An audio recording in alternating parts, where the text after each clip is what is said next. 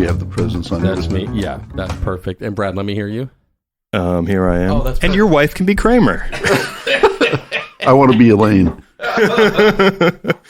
Oddly enough, I want you to be Elaine.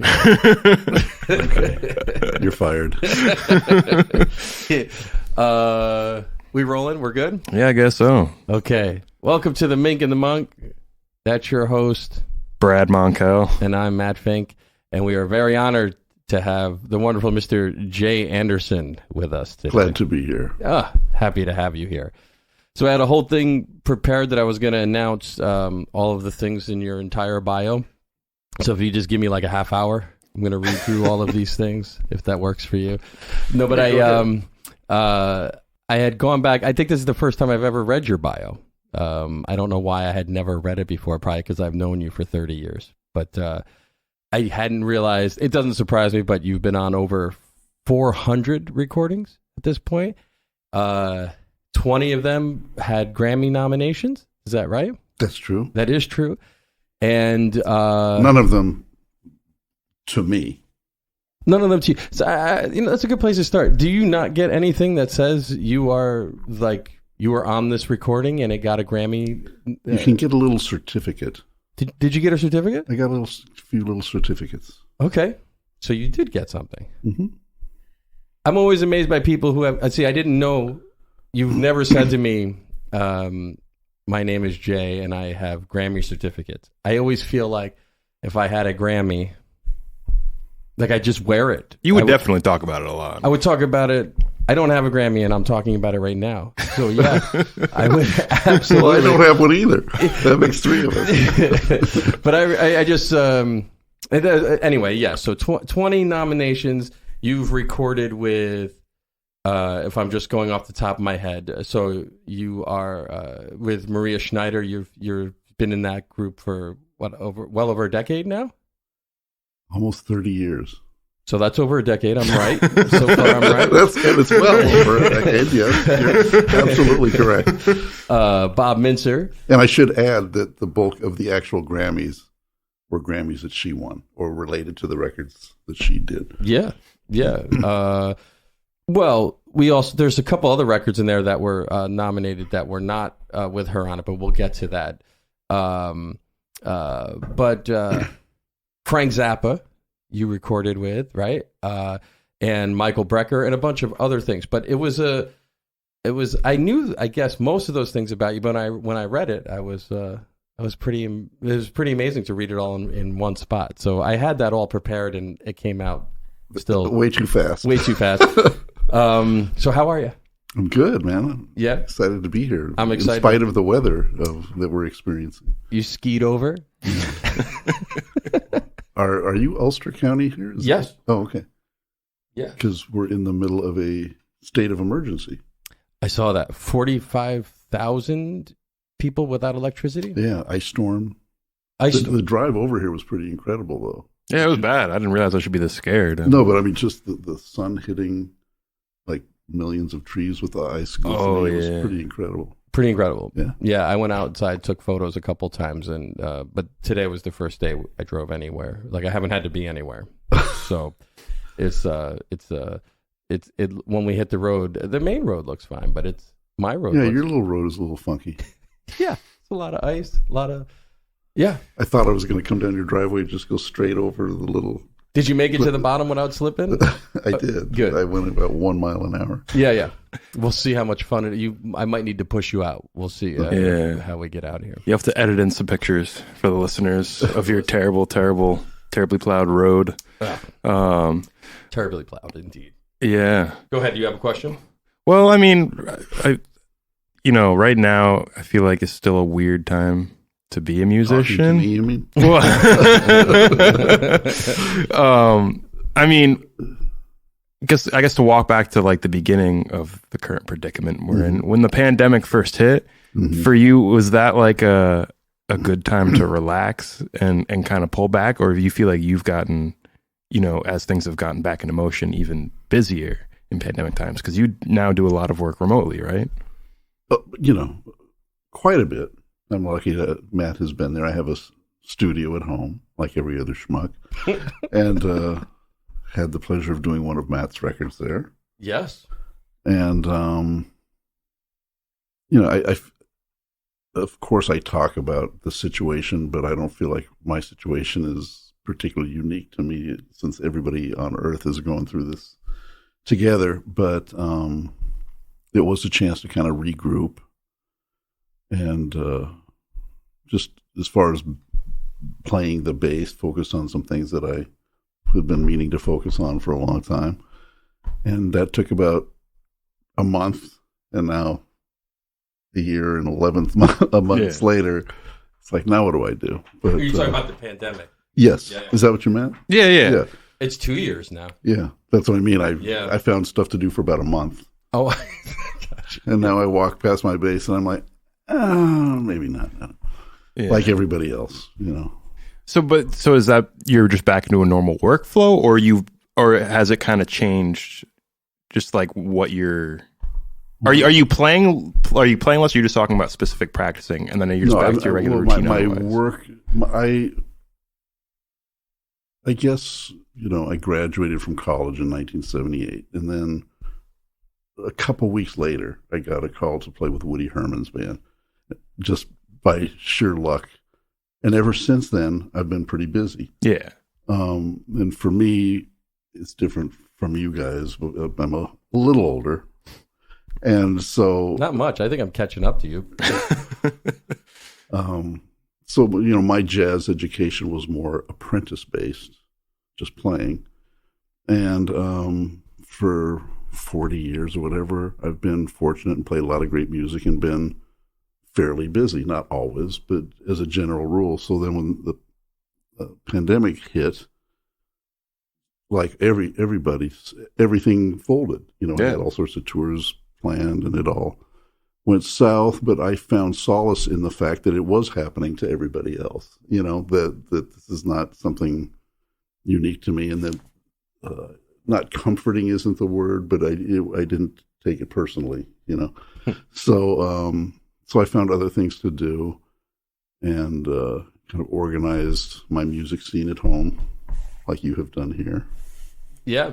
It's they have these great zero interest 24-month periods, so I certainly have gotten a lot of new gear in the last couple of years. Gear is good. Yeah, gear is good. And so, and I have been fortunate to do some stuff from home, but it's not like every day I'm running out to my studio for 8 hours working, you know. Yeah. But a good amount of stuff. Okay. Well, yeah, I wasn't sure if it's like a relaxing thing or like, because obviously there's so much shitty stuff about the pandemic, but right in the beginning, it felt like, oh my God, I have my first weekend off in like forever. Right. And, you know, at this point, do you feel like your workload has kind of just returned to normal, or is there still kind of like... I would not say that it's returned to normal. Okay. Because as Matt knows, I split my time being up here, and I still have a place in the city. So I used to work a lot in the city, and would use our apartment as a place to stay overnight to go to the airport or whatever. And that all changed. So my wife Marianne and I basically moved the operation up here. Okay. And then maybe when it felt right, we started going into the city more.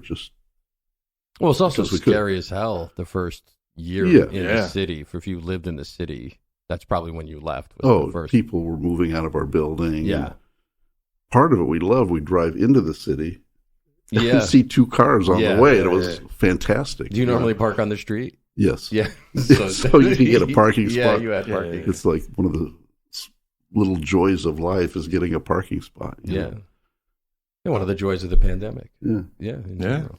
It's like a cliche, like, can you do this gig tomorrow night? Well, I got a good parking spot, I think. So you mentioned in the beginning of the pandemic, like the kind of practice routine you were getting into, and that kind of leads perfectly into my next question, which was,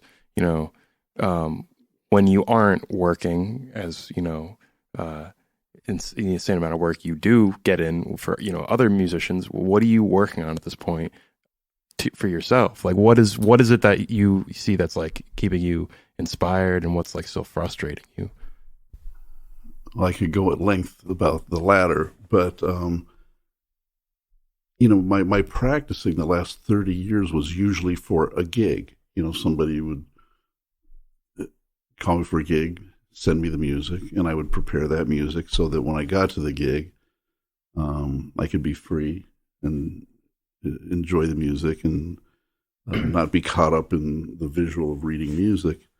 But some kind of embarrassing kind of stuff, I studied classical music in college, knowing I wanted to play jazz, but or just not classical music. But there were only few places you could get a college degree in jazz at that time, Berkeley and North Texas State. So I got a college degree just because, and like I said, I graduated, and then just this isn't just false humility, it's really true. One thing led into the other, and I had gigs, you know, and so. It was Carmen McRae, right, after Woody? Yeah, I quit Woody Herman's band. When you get that gig, a guy called me and said, "Do you want to try audition for Woody Herman?" Which is basically you fly wherever the band is and you do a gig, and you're either hired or fired, and how long you're there is fate. So I flew from L.A. from Long Beach to Syracuse. Had never been to the East Coast ever, and checked into the hotel with my bass and an electric bass. I actually played an electric bass at that point, and the next morning got on the bus, which was a cloud of smoke, and there was a bar in the back of the bus, and guys like Joe Lovano were on the band, and Gary Smulyan, and John Riley, great drummer who I still play with, and did the gig, and somehow I managed to keep the gig for a year, and went around the East Coast for a year, and finally we went to the West Coast, about a mile from my parents' house, and I said, "Oh, I think this is where I'm supposed to leave." So. Oh, really? So I quit, amicably. It was not a scene. I gave my notice to the thousands of musicians that went through that band. I was just another guy on that band. And was home, and then got the call to play with Carmen McRae for a couple of years. So that went for a couple of years, and that kind of brought me to the East Coast. We all lived on the West Coast, but it brought me to the East Coast playing with Carmen McRae with a degree of regularity, and I met people doing that who are still my friends today, and went back to LA again, started playing with other people, and finally I said, I should really just move to New York. So I did, and I had 3 gigs when I moved to New York. So I didn't, like I said, I was very lucky. So I moved to New York with a few gigs. And when you say a few gigs, you mean 3 different touring acts? Is that what you mean? Yeah. They were acts. You didn't have like a 3 coffee shop gigs on a Wednesday, Thursday, and Saturday. No, when I was in California, Lou Tabakin and Toshiko Akiyoshi, Lou had a trio, and Toshiko had a trio, and they had a big band. Yeah. So I would go to Japan and travel with Lou and with her and with them, and then they moved to New York, and I was still playing with them. And when I would come to New York, I met some guys that were playing with Red Rodney and Ira Sullivan, my friend Gary Dial. Yep. Who we will get to later. I think we're going to get to pretty shortly because we're still on this pandemic.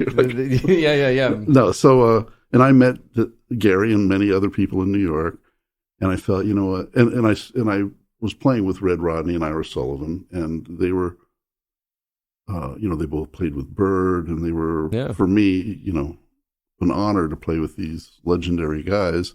And I was living in California, and Red lived here, but Ira lived in Miami. And I thought I should really seize this opportunity to move to New York. So I was playing with those guys and Lou Tabakin and Toshiko. So you had plenty of work. So I had quite a bit of work. Yeah. So you're just looking for a place to really that had an airport nearby where you would be going back out on the road, or were you in town for all three of? No, you said you were touring. In Asia. I had a shithole apartment, Hell's Kitchen. Yeah. Real, near Port Authority, cocaine central, and not my apartment, but on the street around me, and it was pretty colorful neighborhood, and there's like the 50s on the west side. It was 46th Street and 10th Avenue. Yeah, like right around a little north of Port Authority. Then yes, yeah, I know that area. Sure, exciting. It was an exciting area. Yeah. But it was great for me to be in this completely different world, like just off of Times Square and short ride to the Village. And my friend Gary Dial lived down the street, and Jeff Hirschfield, the drummer that I was playing with a lot. Yep. And a little different than Anaheim. I like to say Long Beach, Anaheim. Sorry, I'm not. No, it's okay. Yeah. So what? I know you're going to want to talk about Gary Dial, sure. And wrap up with some more of that pandemic stuff. So you're going from gig to gig right out of school. So I imagine, like you said, you're mostly focusing on the music for gigs, and yes, it's tough to break out of that. So when the pandemic arrives, I never and you have all this time, like what do you like? What inspires you to keep working? We definitely What talked a lot frustrates more you? on the phone in the last 2 years than That's prior true. to that. So, well, I did some things. My wife laughed at me, but we have this studio space. We have our home, 2 different buildings, and I asked her if she minded if this was about 2 months in, if I took all the CDs that I had participated in and put them in my studio. So. Because none of us knew what was going to happen, right? And here we are still 2 years later, and things are looking promising, but we're still in it. Yeah, we're in it. And she's like, why do you want to do that? And I just said, well, I just want to be able to walk in there to do work or whatever and see that bookcase of stuff and go, well, if nothing else, I did that. Yeah. And I feel super grateful to have played. Did she allow you to put like photos of ex-girlfriends too? Because there weren't many of those. There's a picture of her playing looking like she actually knows how to play. I did that. Sorry. Please go on. So you put 400 CDs. He said all of it. I'm just sitting here. Yeah, man. Don't get me in trouble with my girlfriend again now. So you have like more than 400 CDs now somewhere in your studio is what you're saying? Like some bookcases. And I actually, had plenty of spare time, so I made sure that, I do have a website and other stuff. So I wanted to, and over the years I have kept a record of them just to remind myself, Yeah, I looked on your website. I'm like, all right, let me count these. And then I read your bio, and it says, I was like, oh my God, I don't have to count these because your bio says 400 or something. Yeah. So that's amazing. 400 plus recordings. Well, I have the honor of working with Ron Carter at Manhattan School of Music, and I think he might be the most recorded jazz musician, not just bass player. I think he's on 2,500 or something. Oh, is it 2,500? Yeah, it's something amazing. How does that make you feel? No, no, I didn't realize loathing. They're always. I didn't realize it was 2,500. Honestly, in my mind, I thought it was like the 1,000 mark. I didn't realize it was 2,500. And it's really funny because when we have auditions at that school, they come in and it's Harvey S. Yep. And me, and Ron Carter, and Buster Williams, and so. These people come in and they play jazz tunes, and Ron will sit there and listen, and I'm thinking, he's on all the original versions of all of these tunes. And he's so low key about it. He never says that, but he knows that we all know it, and he knows they know it. That's intimidating as hell. I mean, to just walk in and have to play for Ron Carter sounds like a pretty and you and Buster. Like all four, and Harvey, you're all there. Like when bass students are auditioning. So, I mean, some days one of us can't be there. Wow, and it happens once a year, So that's pretty intimidating. It's great though. It's really a lot of years there, a lot of history there. Yeah. Wow. Well, with Ron and Buster, in particular, and Harvey too. Yeah, I think the But four. I want to answer your question. Oh, right. When you said, "What do I practice?" Yeah. So one of my first priorities. Now I know what the modes are, Mm-hmm. but I never studied jazz. Ever, except on a bandstand, and asking questions and listening to records. And so I never really. I knew what the modes were, but I never really thought about it, And then Maria had a couple tunes where it would say play the Mixolydian vibe, and I would always just play the vibe happening around me, and it always served me. Yeah, and it was cool. It was fine, but I thought I should really know what I'm doing, Mm-hmm. And I don't know that it sounds a lot different now that I kind of know, but I would put on drones and practice with them and for intonation. And I know you know all this stuff because we've talked about. We have talked about it, but I've heard you talk about harmony, so I know you have a. Yeah, but I approach it though, like if I'm being honest, I approach it more how you were just talking about how you originally like it's sound and it's music to me. But I think you remember. Maybe you don't remember when we did our record at your place with you and Adam, and John changed the solo form on one tune, as John Ball is apt to do at the last minute, just change.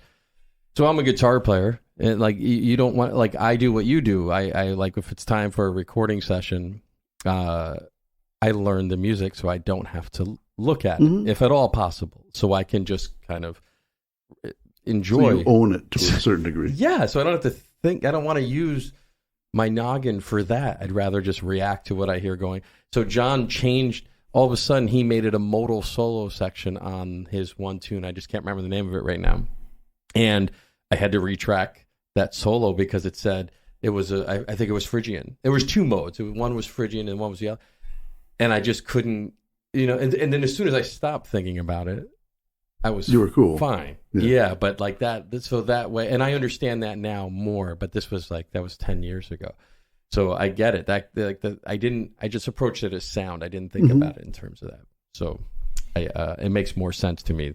Well, I think, in any kind of music, you have to have the heart and the head, so. So I was just trying to fill in some voids that I knew I had in my musical understanding. Yeah. Yeah, that's cool. Is there anyone that you're listening to or you've been seeing that's like particularly inspiring you these days, or like changing what creative direction you want to go in? Mixolydian. Sorry. You mean other? Just anything you're listening to. Oh, I mean, I listen any to style. I have an ensemble at Jersey City University, and there's 9 people in it, and so. It's easy with a quartet. You just bring in a lead sheet and you play. But with 9 people, you have to consider the material and the different levels in the group. And I want to bring in stuff that they can kind of sound good immediately. So I brought in Pyramid Song by Radiohead. I don't know if you know that. Oh, it's an incredible piece of music. And that's one example. So I listen to Radiohead. I listen to Earth, Wind and Fire. I listen to Ornette Coleman. I listen to Bach. I listen to George Crumb. I listen to hopefully good music that piques my interest in some way. And then because I do have a lot of students, I ask them what they're into. And then they turn me on to music. And I check everything out, and if it piques my interest in some way, whether it's the beauty of it or the complexity of it. There's some stuff that it doesn't maybe speak to me, but the complexity of it intrigues me. So I check it out. And, I know a lot of the people that are doing it. So I did a gig up here with Gilad Hexaman, and who's an incredible guitar player and plays a lot of complex music. And I had listened to a lot of it. So I had questions for him, and he was actually flattered and sent me lead sheets, and so it answered a lot of my questions. Yeah. Okay. Well, before I hand it off to you, the question that you had before, is there anything you've been working on in recent years that's like not on the bass, or maybe even not musical, like a skill that you're trying to hone outside of your bass playing? Well, I actually really like, and I know Matt is similar. I like being a homeowner, and I like working on my pad, but unfortunately I don't, because it messes up my hands. Oh, I have found, It does. It uses a different set of muscles. Yeah. So yeah. So now I hire out, but I enjoy that. I don't really have hobbies. I'd like to be like a fly fisherman. Say that I can be out in nature for hours and be at one with myself, but I basically will watch Netflix instead. Yeah. What are you watching? What are you watching right now? Right now I'm watching Ozark. Ozark? Yeah. Oh yeah, I gotta check that out. I'm just They're winding up. I'm still in season 1. So. Enjoy it. It's great. It's I mean, it is. It's nice to because I've seen it all. They just came out. So the 4th season is in 2 parts. So it'll be 7 episodes, and then it'll be another 7 episodes. So this is the final 14 episodes, I should say. So they just aired the first half of this. It's You've been telling me about it. I mean, I should check it out, but I'm not up to date on things. I've seen the first and last episode of Breaking Bad. It's worth checking out. It's so stupid that you'd watch the last episode. I just came over to a friend's house and it was on the last episode. Yeah. I'll catch up eventually. I've seen like 7 episodes of Game of Thrones. Shut up, Matt. Okay? I haven't seen 1 episode of Game of Thrones is great. That's a lot of fun to watch that show. All right. Well, we'll get to all that. All right, I'll stop with my string along questions. No. I don't have a lot of. I find that just day-to-day life somehow. I've spent I wake days up with and I have you. all these goals, and then I go to the dump. We have to go to the dump up here. Sure. Go to the dump. Yeah. And to get recycling and that sort of thing. It's also where you pick up on what's going on locally, politically, and who's doing what. Yeah, when I pull in to check in, I turn NPR down. That's really funny because I do the same exact thing. Yeah, that's really funny. Or turn Ornette Coleman down if you're listening to that in the car. Exactly. But you can find out a lot about your neighborhood at the recycling true. center. You can find out exactly what's going on. And there was something else I was going to ask. But I was going to say, since this pandemic, I mean, you're pretty good. We would just hang out on your deck and barbecue, and that's quite a lovely thing to do as well. Like without even. Yeah. One time, I know a couple times you said, "Oh, bring your guitar." We never even took the instruments out. We just hung out. Well, mine was set up. I said, "Do you want to unpack your guitar?" And it was kind of you. It was like, I hadn't been playing in a while. Probably. But we had some chicken and hung outside and for, I don't know, 4 or 5, maybe even 6 hours, and talked about some old friends who we hadn't seen and whatever. I guess you don't need something. I mean, it's just cool to hang, and you have a beautiful setup there, your acreage and your... the only noise you hear is the airplane sometimes goes over. That's right. But it's pretty quiet. Yeah, it's a very lovely place to hang out. We're lucky. Yeah. So speaking of hanging in this pandemic era, so you have a new recording out. Yes. You and Gary Dial. That's a co-led project?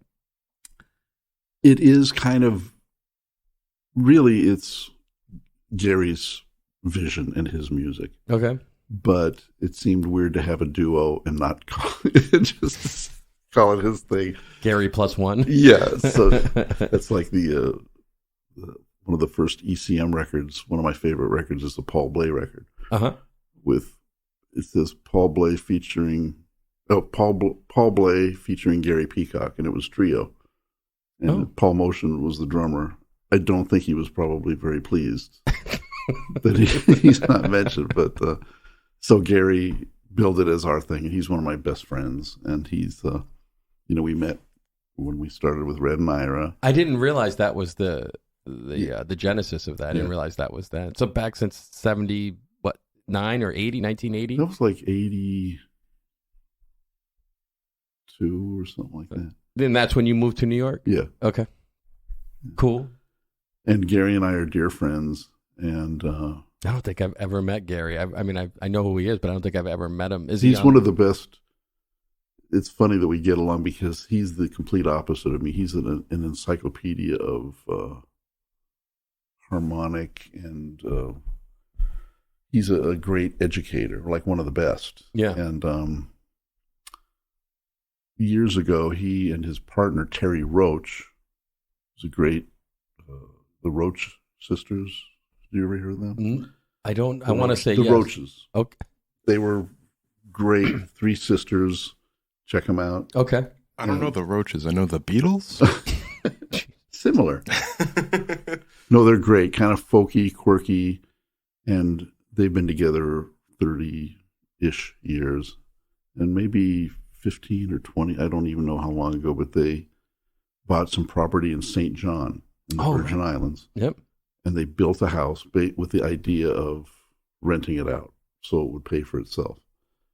And at some point, there was a caretaker's apartment underneath it. Mm-hmm. And then just recently, they built another little room that was a storage area so they can actually be there like this time of year. They would never go in the winter because that's when they would rent it out. Yeah. And so he sent me a recording of him playing one of his tunes. I said, oh, and then, it was so great to hear him playing. Mm-hmm. And I said, man, I'm going to play with it, and I'm going to send it back to you. He said, great. So I did, and the music is not click-tracky kind of music. It's. I was going to ask you that. So there's no click on there? No. I mean, there might be in a couple spots that he used while he was playing. Wow. But never when we played. And I think most of the time he just played. Wow. Because a good percentage of it is out of time. So he would send me the music, and I would add my part. Mm-hmm. And after we did a couple of those, one of the things we were supposed to do during the pandemic was a trio record, and we couldn't do it. That got canceled. And so we started talking. I said, man, maybe this could be in place of that, And it was going to be for this Steeplechase label that I've done a lot of stuff for. So I said, well, let me talk to Nils Winter, the owner of the label.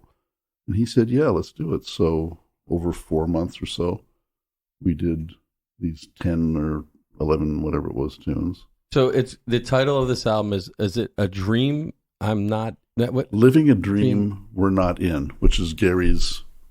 All the music is Gary's. They're all his tunes. And that's the title of one of the tunes. Oh, yep. That makes sense. What? It was originally Living a Dream I'm Not In. And that's the name on the record, but he called the record Living a Dream We're Not In. Yeah. So. Yeah. So you're landing all of your parts without a click. Yes. So even the stuff, so when there's stuff that's rubato sounding, you had to listen to that a ton of times? Well, what I would do is, I'm sure every musician watching has done this sort of thing. You get a PDF of the music and you get the MP3. Mm-hmm. And so I would play it, look at it, think about it, play it again, and think about maybe the arc of how I was going to approach it, and give it a shot, Yeah.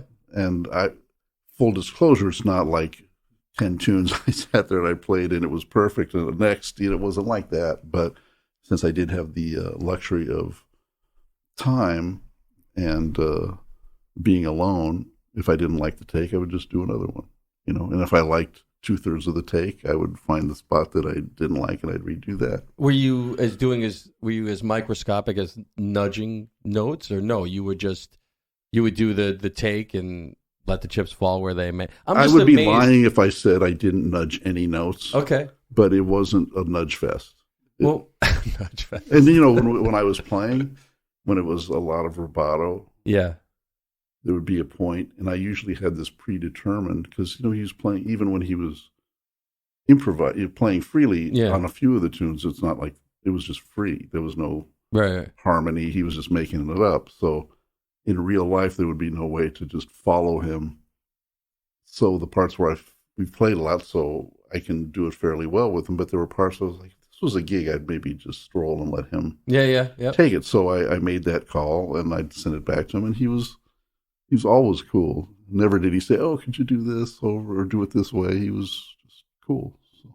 Well, I listened to it the first time when it first came out was a couple weeks ago. We were talking on the phone, and then I listened to it again. And it's remarkable that the feel of it is a conversation, and that's how you play anyway. But I'm just, when you tell me it's remote, I never would believe it unless you told me. I've played it for a few people, and not everybody says that, Yeah, it's legitimately has an organic conversational feel. Plus, the only record I've ever seen, it's 60 minutes on the dot. It's not 60 minutes in 1 second. It's like, I don't know. I don't know how that happened. But that's kind of funny because this gentleman, Nils Winter, and as I said, I've known him. I've played on maybe 110 of his label's records. Steeplechase. Yeah. And I consider him a friend, but I know him. And for whatever reason, he's like, I want 60 minutes at least. Like if you give him 59 and a half minutes, he wants another tune. So I said to Gary, and I know how long it's going to be, because when Gary was sending tunes, I see exactly how long they're going to be before I've even done my part. So he would send me some. I'm like, can you give me 37 more seconds on that one? So we would do that. And when we hit the 60-minute mark, we were. Yeah, it's like right on the dot. Yeah. But it is incredible that you're able to, that's sort of like flying in the blind, like that you're landing all of these things and it still has the air of spontaneity to it. It's pretty amazing. That's good. That's kind of what we, there's so many incredible musicians at this point. Yeah. Around the world. Incredible musicians. Yeah. And, what sets you apart, if anything? Most of the stuff I do, I wouldn't necessarily say it's groundbreaking. Somebody's calling you for it, so it obviously is what it is. Well, yeah, it is what it is. That's one of my favorite lines. It drives my wife crazy. But when she says, "I love you, Jay," and you're like, "Yeah, it is what it is." I love you too, honey. But you're thinking, it is what it is. No, but we knew that it was unusual, and I'm sure we're not the only people to have done that during the pandemic. But with Facebook or whatever, you see half of what people are doing. Everybody's posting stuff every day. Yeah, and it's true. I think this is unique in that regard. It is in a lot of regards. I mean, just the fact that I would have never thought it. And then when you told me, we were talking about a couple of weeks ago, and then you told me what went into it. I just it sounds easy when you hear the recording, and then when you talk about 4 months you were working on that's not at all what I would have thought. So I mean, it's well, so that's good. Mission accomplished. Just that new way of recording and surviving in this new era. Mm-hmm. Yeah. Personally as a bassist, I love the drums, and I don't, I like the challenge of playing without drums, but if I have my way, I always love having a drummer there. What do you feel like? How do you feel approaching sessions like that where there is no drums, and do you embrace that? Do you like that like texture? In that case, it is what it is. Yeah. So I embrace it, and I've played plenty of gigs with no drums, and I love playing with drummers too. I've played with a lot of incredible drummers, that I can't believe I have had the opportunity to play with a lot of these people. And they're all different, But is there as much of a distinction to you? Do you have a big preference, like I would say I do, or do you is it just whatever the ensemble is, you kind of like just filling that role? Kind of that. Since I'm generally a side man, side person, whatever the situation is, I deal with that. Okay. And usually there's a drummer. Yeah. Do you have a particular favorite drummer list or like percussion list recording? Actually, let's just talk about the drummers you don't like. That would be a very short list. No, I mean, I would hate to leave somebody out, but I could, off the top of my head, list 30 drummers, most of whom you've probably heard of. Just like even with Maria's band, Maria Schneider, who I've played with for 30 years. Trying to think. I played with Clarence Penn, Yep. Great drummer.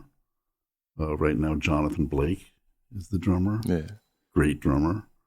Obed Calvert has subbed. Great player. Greg Hutchison has played. The last couple, they're subs.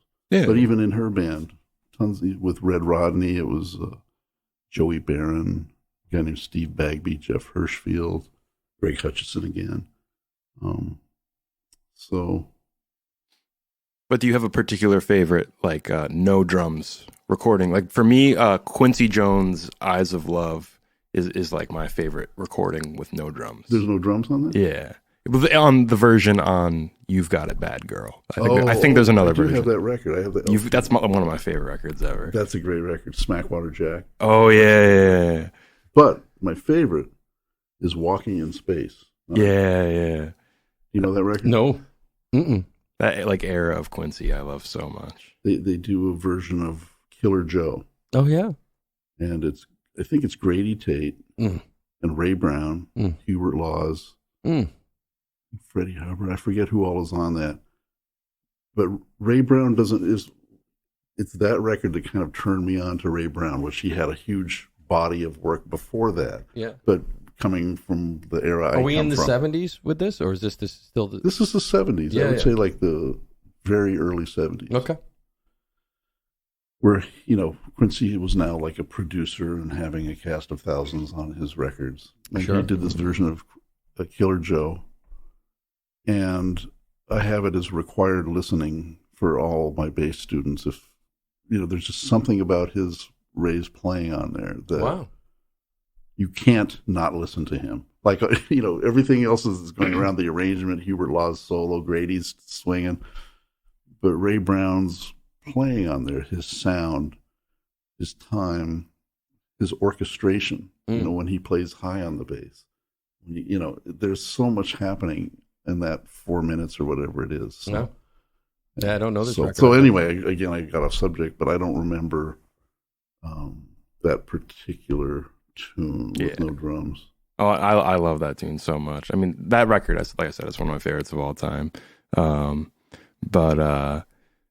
I was just saying that's like one of my favorite recordings without a drummer, because usually most of the stuff I like to listen to is usually like drum and bass centered. Yeah, no, it's a very special relationship. Yeah. So. Does Vibes count as without drums? No, really. If they accidentally hit the stand, it doesn't count. It doesn't count. Not to me. Okay. Not to me, man. Yeah. Well, sorry, no, I'm just curious players. because Crystal Silence would have to be. Oh yeah. But that's different. But there's no drum. But I guess Vibes count as drums. Sorry. So on another subject that I kind of want to touch on, seeing as a lot of your work and a lot of your education is in the realm of jazz. Well, first of all, I have a few little things I want to touch on, but there's a lot of people nowadays that talk about significance of the word jazz. I mean, obviously back since Miles Davis, Charles Mingus, people talking about, what that means. Is it a useful term? Now you've got people like Nicholas Payton saying like Black American music is a more appropriate term. And, I think Black American music is an umbrella term that jazz fits under. And then to me, jazz is like a kind of way of thinking about improvisation. Like, what does the word jazz mean to you when you're talking about it? Well, I understand all sides of the issue of that word, and negative connotations and positive connotations, and it's a word, and it was basically useful in the old days when you'd go to the record store and you knew which corner of the store to go to. Music. It was usually the basement. Like at Tower Records, it was the basement. It was the farthest corner. I mean, they had an escalator, so that was convenient. But yeah, it was usually downstairs. But I guess initially it was Black American music, and then it was uniquely American music. Yeah. And over the years, I've been very lucky to travel all over the world, and I meet amazing musicians everywhere. I played with Teru Masahino, trumpet player, who was like the Miles Davis of Japan. Incredible musicians in Japan, Germany, Switzerland, South America. I don't want to leave out a continent, but Australia. Everywhere. So people might argue that point, but I prefer to be accepting or whatever, and bringing. I like the idea of bringing people into the music. So, and it's improvised music in large part, But you can listen to Jimi Hendrix; he's improvising, or you can listen to Eric Clapton or whatever. There's a lot of improvisers, and it's not necessarily jazz, Yeah, that makes sense. So, and I love playing Brazilian music, and Brazilian music was very influenced by American jazz in the 60s, the Bossa Nova and Stan Getz. And Brazilians, I think, are particularly open to Americans playing their music because they have been so influenced by jazz, Yeah. Well, so when it comes to like the broadness of jazz within the United States, you said you were going back and forth earlier in your career, West Coast to East Coast. Is there a distinction in your mind between, whether it's today or in that time, what it meant to be like a jazz musician on the East Coast or the West Coast? Was that different? And did you feel like you were getting educated in a particular area more than the other? Well, like I had certain impressions of what jazz meant to me. Yeah. And it's very personal, right? What turned either of you onto music, and for everybody. So, again, my circle of friends, we had and when I grew up, so I like Weather Report, and Jaco, even though I play acoustic bass, I was very influenced by that music. Yeah. I'm sure you are too. Him I don't know about. But I graduated from college, and then I started traveling immediately. So I didn't really professionally get involved in the West Coast jazz scene so much. Well, I figured it was more on the East Coast. Yeah. But like, was there a difference though? Would you hear like the West Coast and you felt a certain way about like how players were treating it out there? Well, I mean, there's a history of it that again I learned about more after the fact. But West Coast jazz. Ornette lived in California. Dexter Gordon, bass players. Scott LaFaro lived out there. Red Mitchell, Charlie Hayden. Those guys. They lived together for a while. Gary Peacock. So there was a West Coast jazz scene and a lot of great players that came out of it. But then, Chet Baker and Bob Brookmeyer and what was kind of considered West Coast jazz in the 50s. And people thought maybe that had a little less edge on it.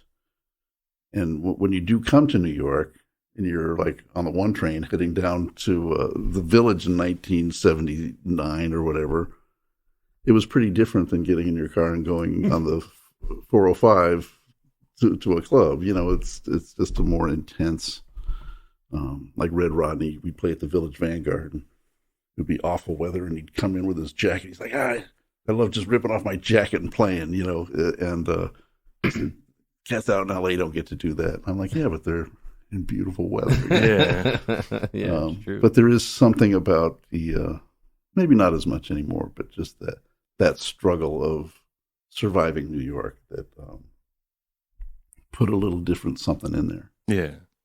Yeah, I feel like that's what I hear a lot of people say, is that kind of like edge, that adaptation, whereas I feel like West Coast gets described more as this like cooler, poppy, or more like lyrical, relaxed. Like, but there were great players out there, Yeah, just as like a general thing. Obviously, there's people transcending all that.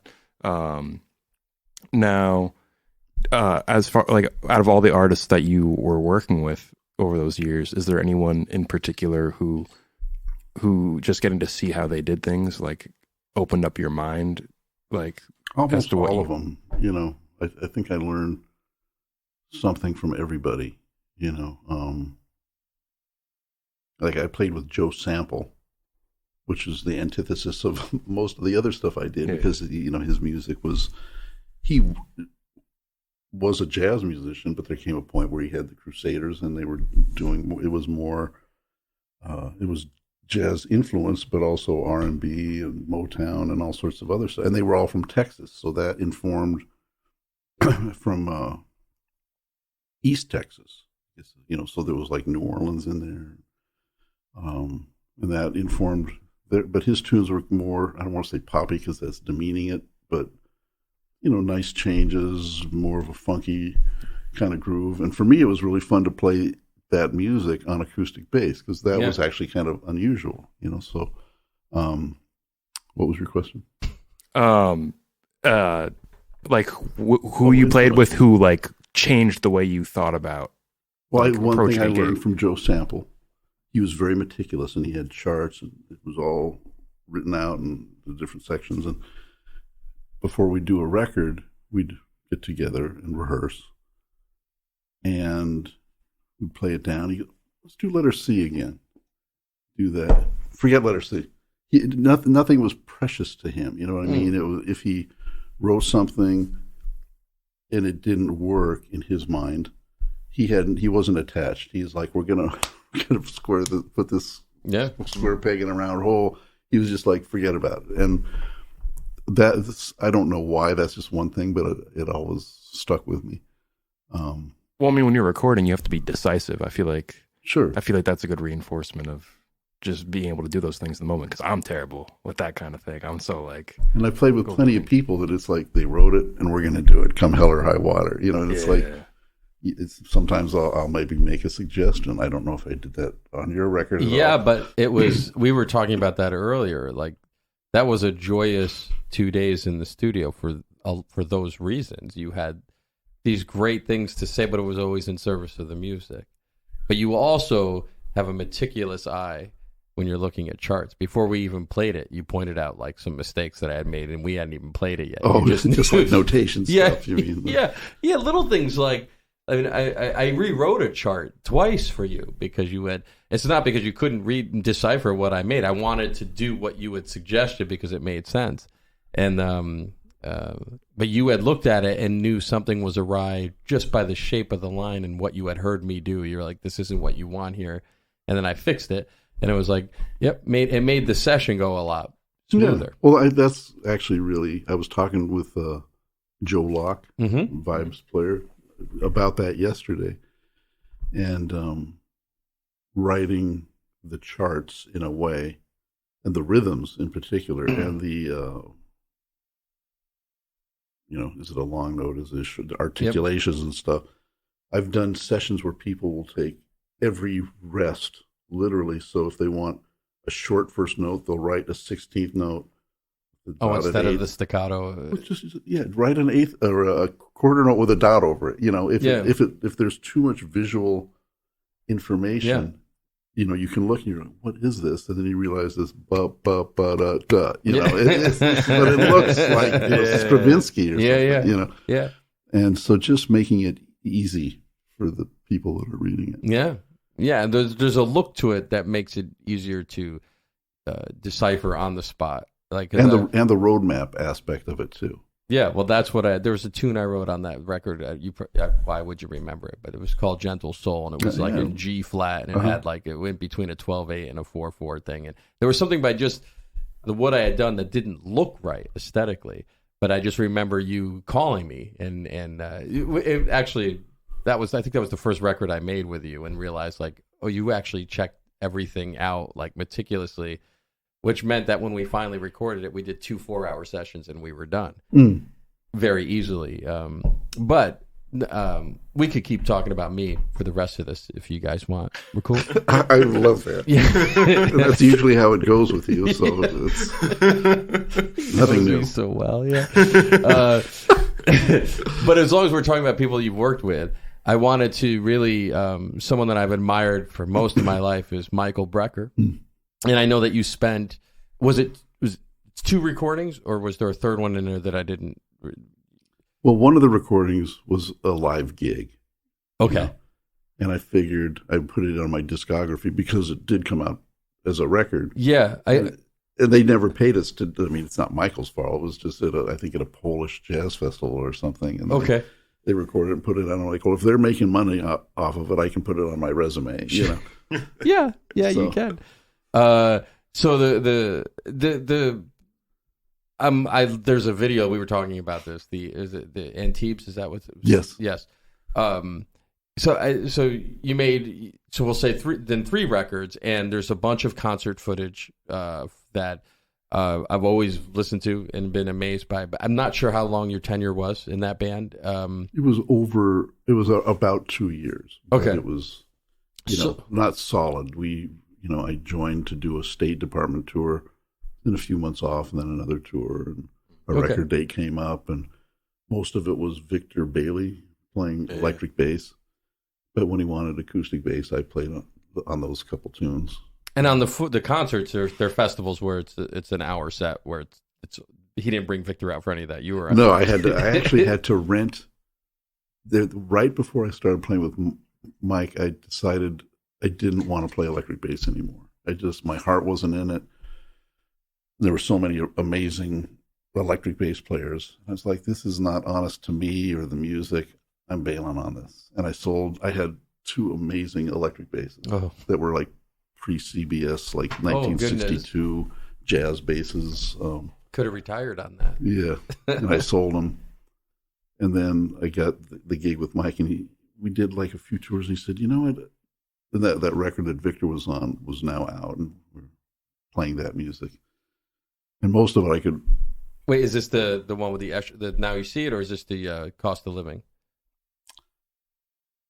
I don't think I played on the Cost of Living. No? I don't think so. I played on... Now You See It, right? Yeah. And then there's another one in there. I thought it was Cost of Living. It might be that live one. I'm not sure. Is it... Okay. That doesn't matter, but go ahead. I'm sorry. Yeah, so he did want electric bass on a couple tunes. You can play most of it on acoustic, but I said, I kind of quit doing that. And he said, I'd really like you to do that. And I said, I would too. So I rented my bass back from a guy named Kip Reed. Rented it back on enough occasions that I paid him much more than I sold it to him, And and I could still play it enough to play those tunes. Yeah. But, But it was all acoustic for you mostly. Then. Pretty much, yeah. Right. So playing on and off for a couple of years, you're saying. So, I mean, we could still go back to Brad's question. Were there certain things about Michael that you took from him that you didn't, that was unique to him, like in that experience? Like, he plays with an astounding, recognizable intensity. But as a human, just talking, he seems... Oh, he's just and his brother Randy, both of them just sweet people and humble. Yeah. And, were aware of their gifts, certainly, but didn't feel the need to, pound their chest about it or anything. Yeah, their music. Yeah. So, so when he hired me, I was, elated, of course, and learned all the music, So my first gig, I didn't have music, and he was impressed by that. So there's a lot of moving parts. That is pretty impressive. And maybe a year ago, my wife Marianne had gone to bed, and I was looking at stuff on Facebook, and there's Brecker, and I said, that was my first gig, So in Warsaw, so I watched the thing, and it sounded okay. It sounded pretty good. I mean, obviously everybody else sounded amazing, but I didn't embarrass myself, which is always my prime criteria, Which is why you don't bring me to restaurants anymore. I get it. You don't want to. Were you with? Was that with Adam Nussbaum? Yeah, so that was with Adam and Joey Calderazzo, and they had a quintet, I guess, right before that with Mike Stern. Right. And yeah. Jeff Andrews, great electric bass player. But then he wanted it to be a little more acoustic quartet. So okay. So did you know Adam before those? I did. Okay. But that's kind of, he actually recommended me. Okay. And I did an audition at his home. And at Michael Brecker's home? Yeah. Oh, wow.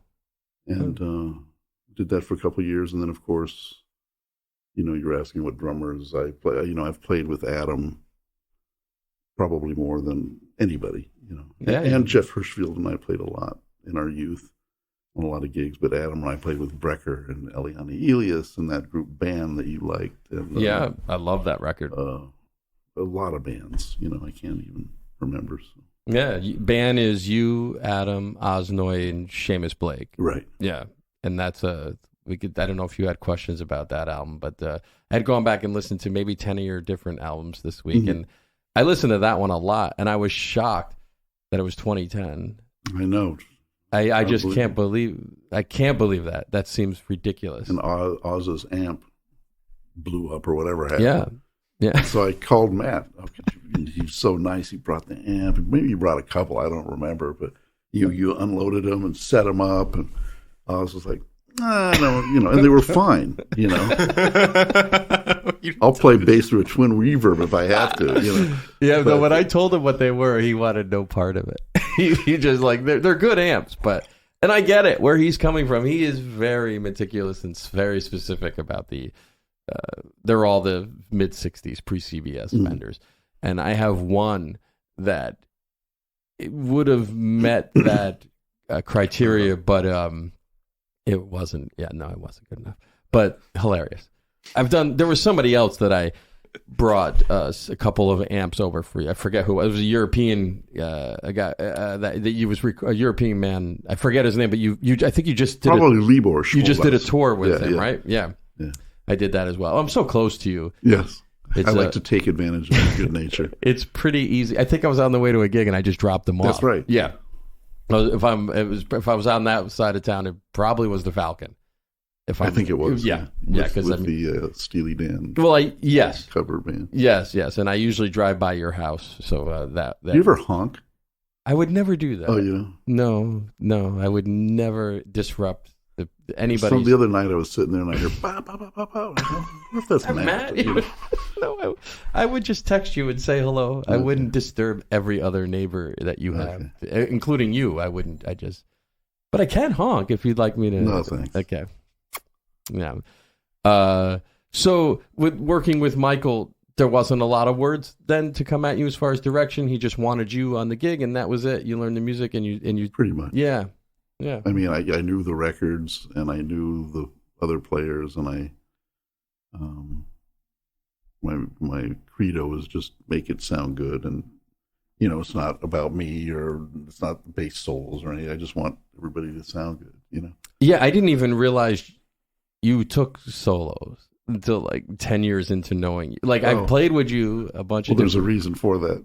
That's now you are being humble, and no, you're a brilliant soloist, and I just had. You don't ever force that issue. Like you do whatever the gig calls for, you will do. But I played duo with you a couple of years ago right here at Stone Ridge. That was fun. And it was. Yeah. But you, like, if I had to describe your playing, if I had to think about it for a second, I think of the way you approach playing the bass is just you're constantly creating a melodic counterpoint. And I don't know if that's how you think about it. But whatever the melody is, you know the melody. And whatever the tune is, you know the changes. And so you're always playing melodically in support of what you hear around you. Is that... Well, we didn't have a drummer.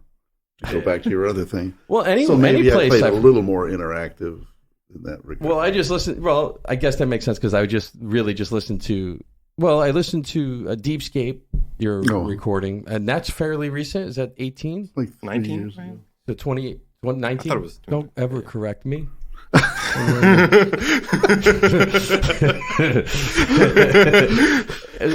does that so well. You look a little scared. Sometime between 2018 and 19, I'll say. But honestly, I don't. Sorry, I don't categorize it with or without drums. There's a thing that you do that only you do. I don't know how you do it, but I don't know if you think about it consciously when you're supporting. Well, there's a drummer on that record. There is, but even with the Gary Dial one, I get the same feeling that what you're doing is I just think of it as counter. You play very melodically when you're walking. I don't know if that's a conscious, if that's just your aesthetic. Have you always, like, I didn't know you when you graduated in 1978. I met you. Oh, it's something that I think if, I have developed. Hell yeah. And it's, I don't even want to say conscious. It's just where things have, whatever has happened here that has brought me to this point, But I do feel like, I tell my students, you got to as a bass player, you got to understand the harmony and the time. And there's a lot of, it's not a life or death situation when you play bass, but there's a lot of responsibility there. Yeah. And like with Maria's band in particular, and I've done it for so long. I didn't realize it was 30 years. So I played on her first record. Wow. Oh, wow. And it's a great record. She and I still talk about that. It'll come up. She goes, "That really was a great record." Yeah. And I say, "It really was." Tunes that we still play. Great, Kenny Werner, Dennis McRae, who lives up here, played drums, and did that record, and didn't know her. It was a gig, and then both Frank Kimbrough, God bless him, and Frank came on later. But neither one of us knew her and played her music. Was like, damn, this is happening. Have you ever seen this band? No. Oh, I went and saw you with her. So what year would that have been? It was at the Standard. The Thanksgiving that you do. Maybe 8 years ago. Okay, so it was Lage Loon. Mm-hmm. Frank was playing piano, and then it was Ingrid. Was playing trumpet, Ingrid Jensen, right? Mm-hmm. And Steve. Steve Wilson. Yeah. It was. I think the second set was like, it was amazing. I never seen anybody like each tune featured different soloists, and by the time you got through the set, you heard everybody. Well, that's very carefully designed by Maria so that It was incredible, though. That band, it sounds amazing. I don't know if I've ever gone back and checked out the first recording. Oh, you should. It's really good. I will. But I remember her. She's hilarious. Like just you introduced me to her, but she was like kind of giving you a little bit of gruff because you had to leave one day early. You had a tour. Oh yeah. And she was smiling, but she was kind of giving you a little bit of. Yeah, But I must say over. And I should qualify because I played on our first record. And then not long after that, I got married and we bought this house up here. Uh-huh. And at some point, she got a steady gig at Visiones. Do you remember that club in New York? Around the corner from the Blue Note. Yeah. And I think I saw you play there. And I said to her, it was on Mondays. And, we bought this house and I knew I was going to be in both places. I said, I don't know if I can be, in New York City every Monday because I want to be up there, and she was not Maria Schneider yet. And so she was cool and she got somebody else and maybe, I forget how many years later, but she called me and said, would you do this again? Would you come back? And at that point, I realized the error of my ways, and said, yeah, I'm in. And we did a record called Concert in the Garden. And I've been with her ever since. Yeah. And, I missed that gig. And I actually missed a gig they had maybe 6 weeks ago at New Jersey Performing Arts Center because I was in Czech Republic with this guy, Libor. And, but I it's a priority. I really love playing that music. Yeah. It's amazing music. She really considers, I'm not out on a limb here, but it seems like she writes specifically for all of these, kind of in the way that Duke was, right. As far as she writing does. for, all of these. It was an amazing night of not only ensemble playing, but the solo sections. And hearing when, there's all this organized music, but when it breaks down to 4 or 5 people playing. Yeah. It's as real and as organic and unique as anything, I think. Amazing. Yeah. So let's talk about it then, the Black Star recording, because I don't know how much I've talked to you about that. And if you were like, I was curious how that studio session went and what that was like for you, if that was different than different sessions with her, or what it was like to work with David Bowie, or if he was actually there, or how. Yeah, no, I'll make it relatively short. Oh, but take your time. But he used to come. He was a fan of Maria and her music, and he would come hear us play. Yeah, and even when somebody would say, "Oh, David Bowie's here," and he was like a master, you'd never see him. Yeah, even when we played at the Birdland, and I knew he was there, and I saw a limo out front, and I knew it was his, and I just wanted to say hello or whatever. And I turned my back talking to Kimbrough, and all of a sudden the limo was gone, and I was like, "How did he get out and disappear?" But so he wanted to do something with Maria. Yeah. So he had an idea, a sketch of a tune, and then she basically arranged it for the band. And we had a few workshops with him at a studio called Euphoria in Manhattan, in Midtown area. In the 30s, right? In the 27th Street, okay. I think. Yep. 29th, something like that. So in that scenario, usually I would be at our apartment and just walk a few blocks to that thing. But Marianne and I were up here, and it's like we had to drive through what you've done a million times, like rush hour to get to the studio. And I'm driving, we hit traffic, of course, and I'm freaking. It's like, doing this rehearsal with David Bowie, and I'm kind of late. So Marianne drops me, excuse me, and I see this big white stretch limo, and I'm like, well, I guess Bowie is here. And it's a really kind of a funky, I don't know if you've been in that stuff, but it's a funky little hallway and then an elevator. An elevator, yeah. I remember the elevator, and it's like, I forget which one, but yes, I'm pretty sure I've been there, yeah. And so I look in, and there's Bowie, and it's like something out of, not Spinal Tap, but something. He's got a young lady who's his assistant with a clipboard. Yep. And he clearly is saying, "Oh, you go let Jay in." Because I could read his lips, and I'm like, he kind of knows my name. So I go in, he's like, "Hey, Jay, how are you?" And I couldn't believe how friendly he was and down to earth. We go up, we do the rehearsal, and everything was cool. But she must have had our names. Because it wasn't the whole band, it was me and Frank Kimbrough and Ben Monder playing guitar, and Donnie McCaslin and Ryan Keberly, trombone player. Okay. And we were kind of representing the band, and Mark Juliana. Mark Juliana, sure. Was playing drums. Clarence was not available or something.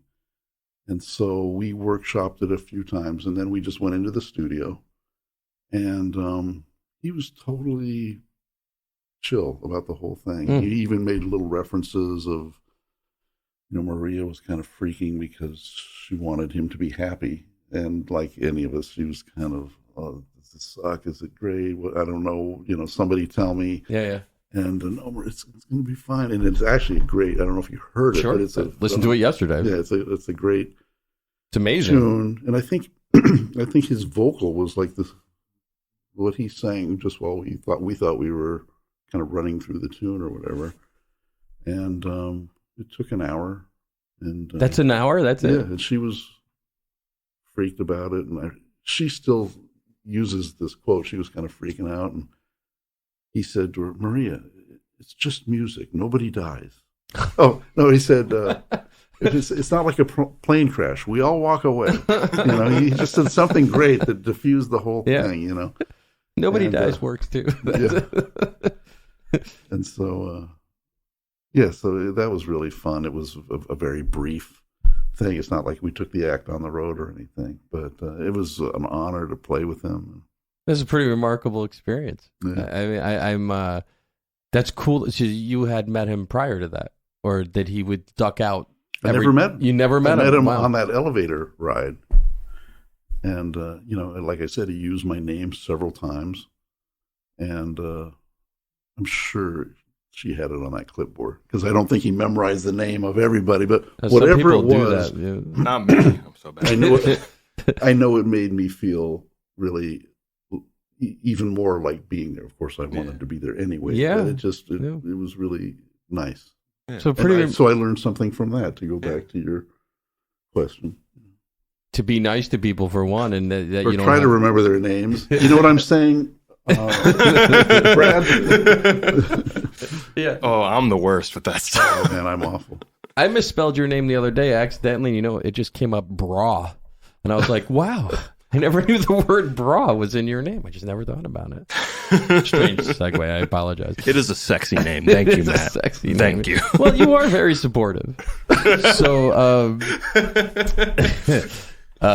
amazing. I was curious about. So witty. I was curious about the Bowie session. Yeah. And just speaking of all of the, because that did that garner? I think that did win a Grammy. Yeah, I thought won a couple Grammys. Yeah. For Ensemble. her and him and something. Yeah. So another Grammy nominated one that I didn't know you were on. I mean, how have you not told me that you've recorded with Celine Dion? How has this never come up? Well, actually, that record was the record of the year. Yeah, no, I know. That year. I was looking here. I was just thinking the same thing, like with the whole thing with Grammy, and like I would start off every conversation with "I'm on record of the year." Like, I mean, I just don't understand like how Your name is. It doesn't matter. I'm on record of the year. No, but like the doing of that record, I had an old friend like from my high school days named Rick Hahn. Okay. And he was getting into producing. Okay. And he was working with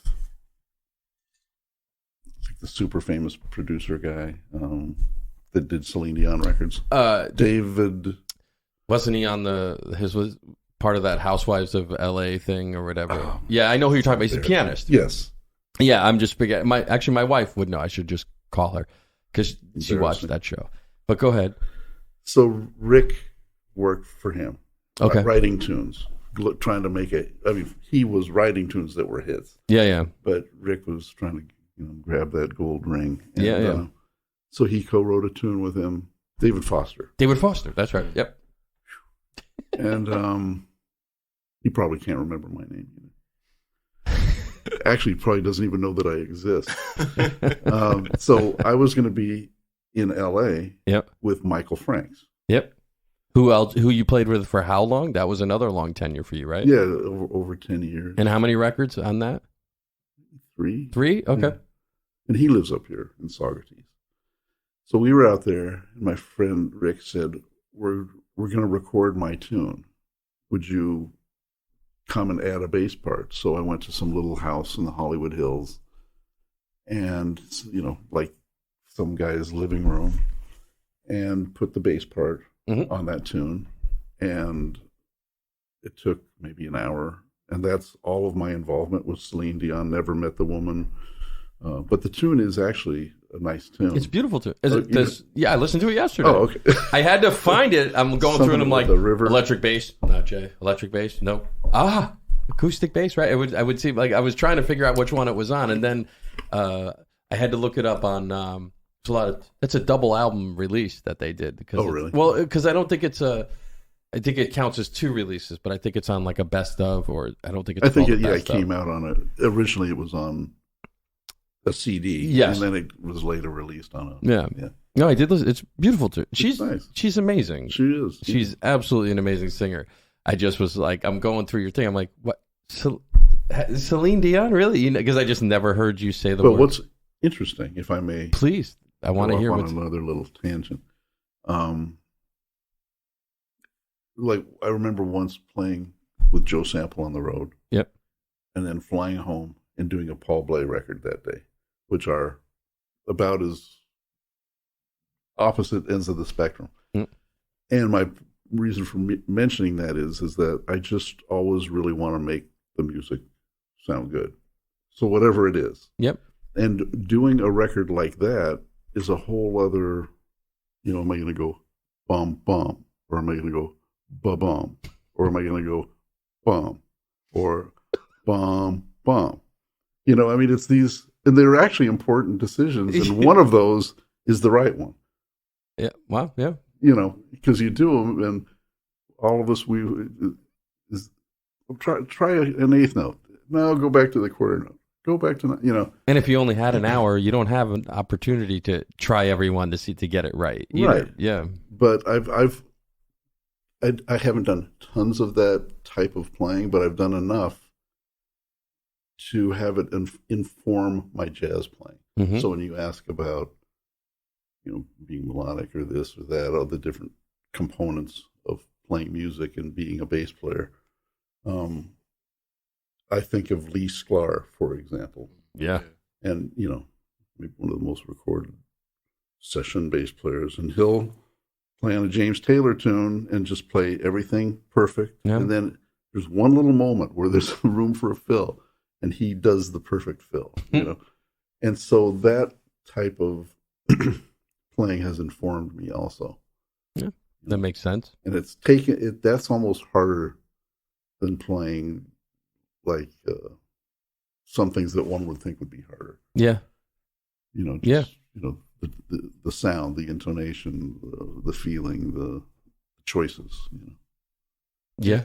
I feel like saving yourself for that one perfect moment for the fill. I feel like what is almost harder is just the consistency. Like when I'm like trying to space eighth notes all like the right distance for the feel, the way things are swinging, and like keep everything consistent. I feel like that's harder than doing a fill every couple measures. Like, yeah.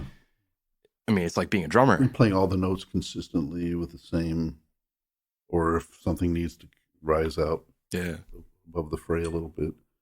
And that's all the nuances of music making from a bass player's perspective that actually I find very satisfying. Yeah. So when you say, that maybe I choose not to take a solo, I don't need to take a solo. You don't. No. I didn't say you don't choose to. It's just you have this.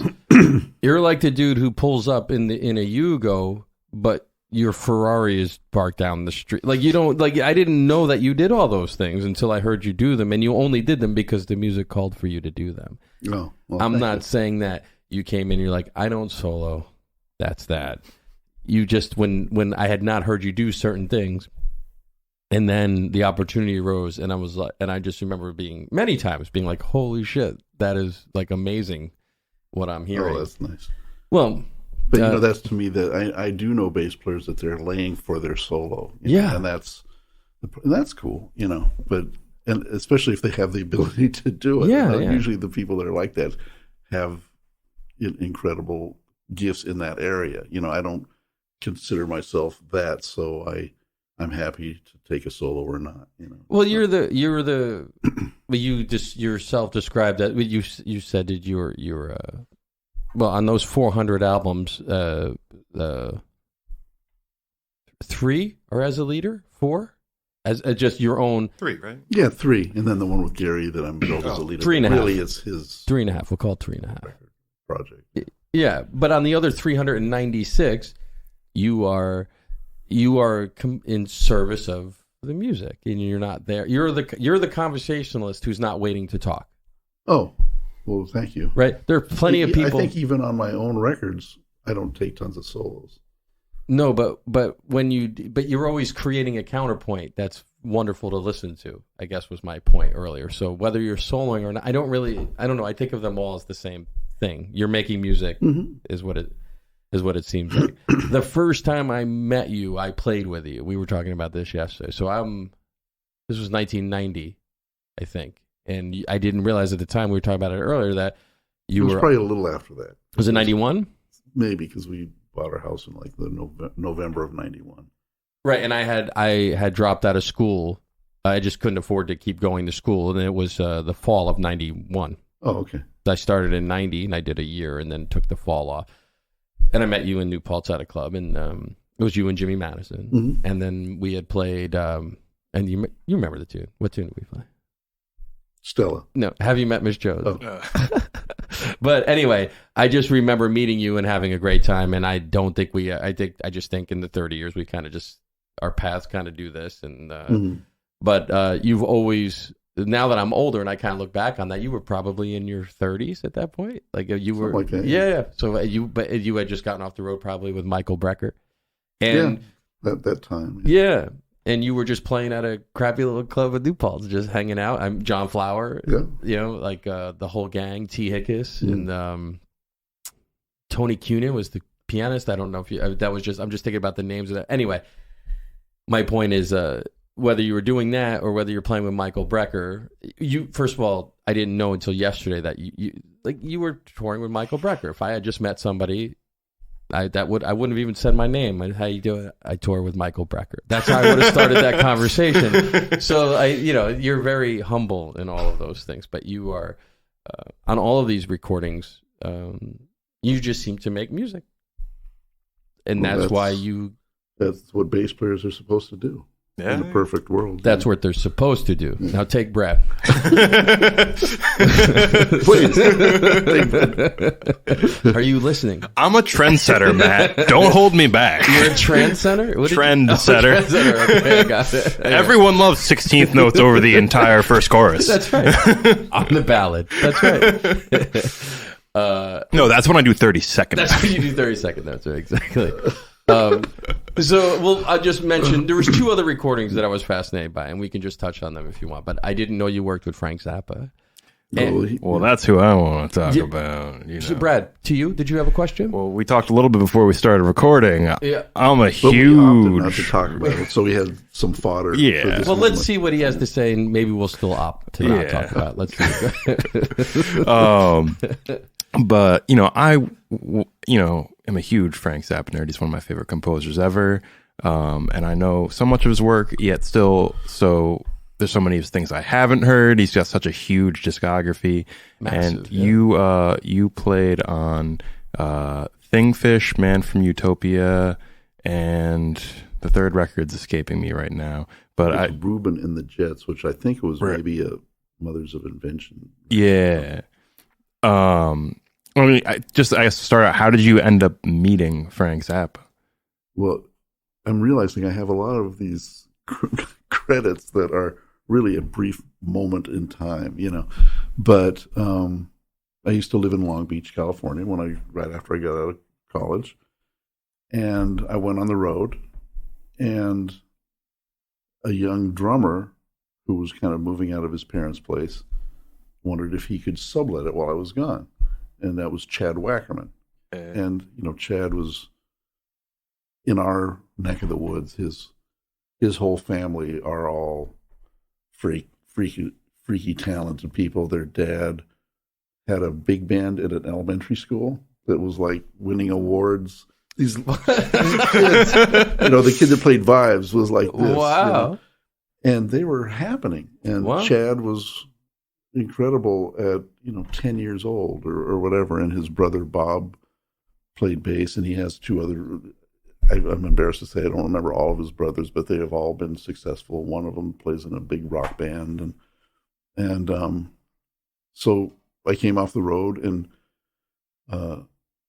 actually I was going to move to New York, and I had left my bass in New York because I know I was basically going back to Long Beach to get the rest of my stuff and move. And so Chad said, Frank Zappa wants to put acoustic bass on a bunch of stuff. Can you do it? And I said, man, I'd be down, but my bass is in New York. So a friend of mine named John Hettle was nice enough to lend me his bass. And I went to Zappa's home in Studio City or whatever it was. And it was... he had a studio in his home, like a real studio, and the engineer and him and me, and they were in the booth, and I was just in this beautiful studio by myself with, timpanis and marimbas and stuff, guitars everywhere. And said, okay, let's get started. And I was a little concerned because Chad had told me that reading his music was super hard. Yeah. And I was like, how am I going to do this? I am a fairly good reader, but not fly shit kind of reader, And so he'd pull out a tune, and most of it was stuff from a live gig because he recorded every gig. And he had just had a lot of stuff he wanted to put me on. And some of it was with Steve Vai, guitar player, and where I think he doubled, like Frank sang something, he some incredible. He's like, check. He was actually listen to this. He was like, he was excited about it. Yeah, no, he loved Steve. I mean, that's and I didn't know who he was, and I was like, man, he's like 18. Happening. Yeah, he would have been 18, 19 years old at that time. Okay. And Frank billed him as impossible guitar. Like it was guitar Frank, impossible guitar Steve Vai. That's how he built. Like he loved. Yeah. Anyway. So anyway, we spent. I got there in the morning, and I think I left. I was probably there 12 or 15 hours. I was there all day. This is the same place where he rehearsed his band regularly, right? I think so. Yeah, I assume because it looked like that. Yeah, that's what I mean. That was like a thing. He rehearsed like 3 months out of the year. They would rehearse at his place. Oh, okay. Yeah. So, and I just remember this particular anecdote. He wanted me to play with the bow, and he said, when you hear the guy vomit. I want you to pick up your bow and make it sound like rats running across the floor. I was like, oh, okay. So I'm sitting there and I hear, and I'm like, okay. And I did, and he was totally cool with it. I don't even remember what I did. It was kind of like contemporary classical music, all of it, like using some arco kind of techniques I learned playing Penderecki or whatever. And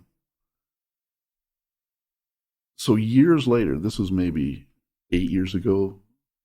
Is it Rhino Records? Sure. Yeah. It moved, and I was in there looking at records, and I saw. It's in like the little, the little area, shopping area now. Yeah.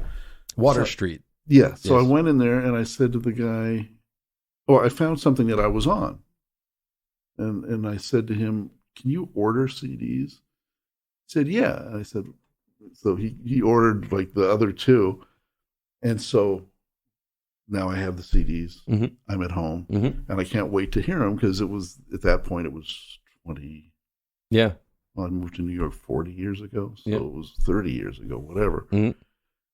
Hadn't heard it, and he, I think I told you briefly, but he had won a lawsuit against, I believe, Warner Brothers, where he got the rights to all of his music back, and that's why he was doing this. He got the music, and he was just doing what he wanted with it, One of which was having acoustic bass on a few tunes. So so now I'm listening to these CDs and didn't remember most of it. Mm-hmm. But this one tune is playing, and then I hear, and I'm like, I think this is that moment. And let's see if it's as I remember it 30 years ago or whatever. Yeah.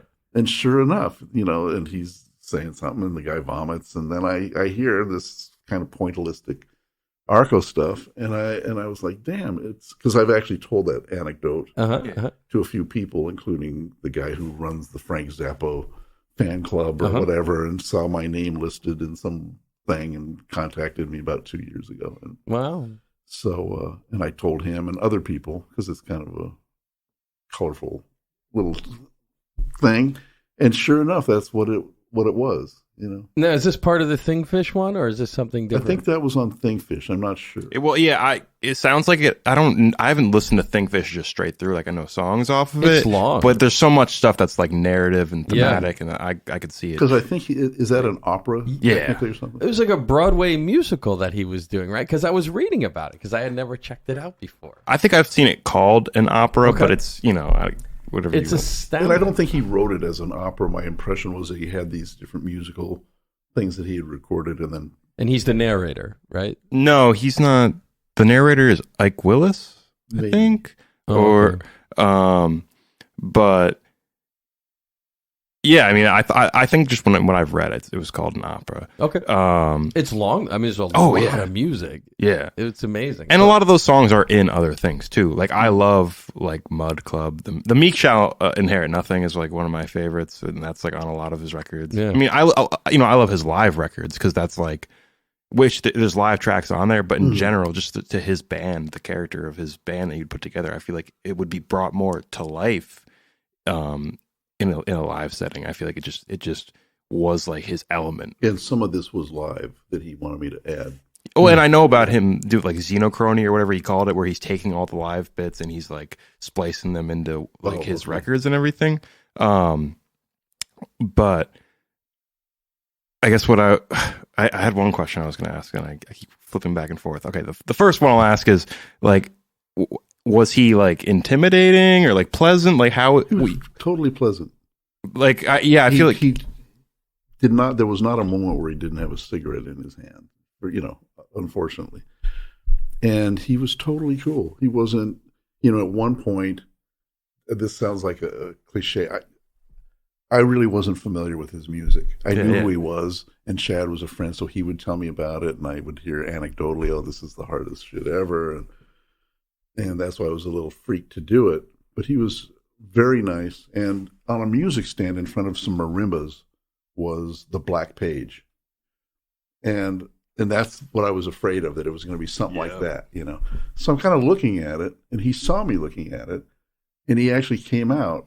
And I said, "You're not going to ask me to play that kind of shit." And he laughed. He said, "No." But I said, "Because I don't think that's would be possible." And he kind of gave me a little lesson. He's like, "Well, you break it down." And he took maybe 3 minutes and just said how if he were me, how he would go about learning it, And but he was super nice, and he wasn't intimidated. I was intimidated, but very quickly it was like. Like I said, it was like 15 hours, and it was just the three of us, and he was respectful and very nice. Okay. Yeah. Well, and in a way, just sorry, call that out. No, but since I was getting up the next morning to fly to New York, I had that on my mind too. You know what I mean? So I wasn't completely. I was musically invested, but I was still a little uptight about leaving my family and making this move across the country. Sorry. No, it's fine. And returning a bass. That too. Yeah. Well, like I was saying, his live records, I feel like have such like a unique and powerful feel to me. But like his studio recordings, I feel like have a very particular sound in the way he did his production. And it's not even like, I like his live recordings more. Sometimes there are things about what he does in the studio that isn't necessarily what I think is like a pristine sound. It's like I feel like there's a lot of things where it's very like it sounds like he's recording it in a way that's just non-standard. Like does his studio seem very like run of the mill the way he ran things, or is there any like was there any way he was doing things that sound different? Because I can't tell if it's in just the process of how he mixes, how he gets his sound, or if there's a way he was doing things. I really don't know. I mean, it was a very big room with a super high ceiling, so I don't know if that colored the sound of the recording in some way that gave it what you're talking about. I don't know, but it was nothing weird or unusual particularly. Yeah, it's hard. It's hard to describe. Like just a lot of he does so much overdubbing and things, and his like studio tracks that like the way the vocals are mixed, the way the percussion's mixed just sounds weird. It's like it's not bad, it's just this weird like Zappa studio sound to me that like I don't know. I wasn't sure if there's his aesthetic or something. I just wasn't sure if there's any explanation in how he does his things in the studio that would come across that way, but there definitely is like a specific sound to me when I'm listening to those kind of things. Well, I mean, okay, so now today, besides the stuff you did with him, are you like familiar with bigger parts of his discography or his bands, not his bass players? Oh, I mean, okay. I know Vinnie Colaiuta played with him. I know Terry Bozzio played with him. I think Terry's on that. Is he part of that music, the Kingfish? Is he? I know Arthur Barrow and Scott Tunis were playing electric bass, and I know George Duke. Oh, was he on those? No, I mean, I know he's not with me. Okay. I know he played with Zappa and the Fowler brothers. Oh, yeah. Who I knew a couple of them a little bit just because they were on that California jazz scene. And one of my best friends, Mike Higgins, was very close with them, so I knew a lot of them, but I'm embarrassed to say I am not really familiar with his music, but I lived at 46th and 10th, and I think it was called Pier 47. They built a big concert venue on the Hudson at 47th Street, and Zappa was going to play there. So this was, I forget if it was, I had already recorded with him, so Chad said, we're going to be like a block from your pad. Let's come to the gig. And so I did. So I walked 3 minutes to the concert, and got mugged twice. No, heard their show, and it was amazing. Yeah, and Chad is among the most humble humans ever. And I was like, man, how do when you hear music that you really don't know how they're doing that. Yeah, usually you hear, man, you have some idea of what's going on, but I was like, man, I have no idea what that was even, and how do you guys do that? Wow. And I guess they're really rehearsed. And yeah. But it would go into another groove, another tempo, just on a dime. I was very impressive. They were known for that, right? The rehearsing part of it. That was like a thing that he talked about a lot, like keeping that machine moving. How much went into it? Like in rehearsal was a huge part of it.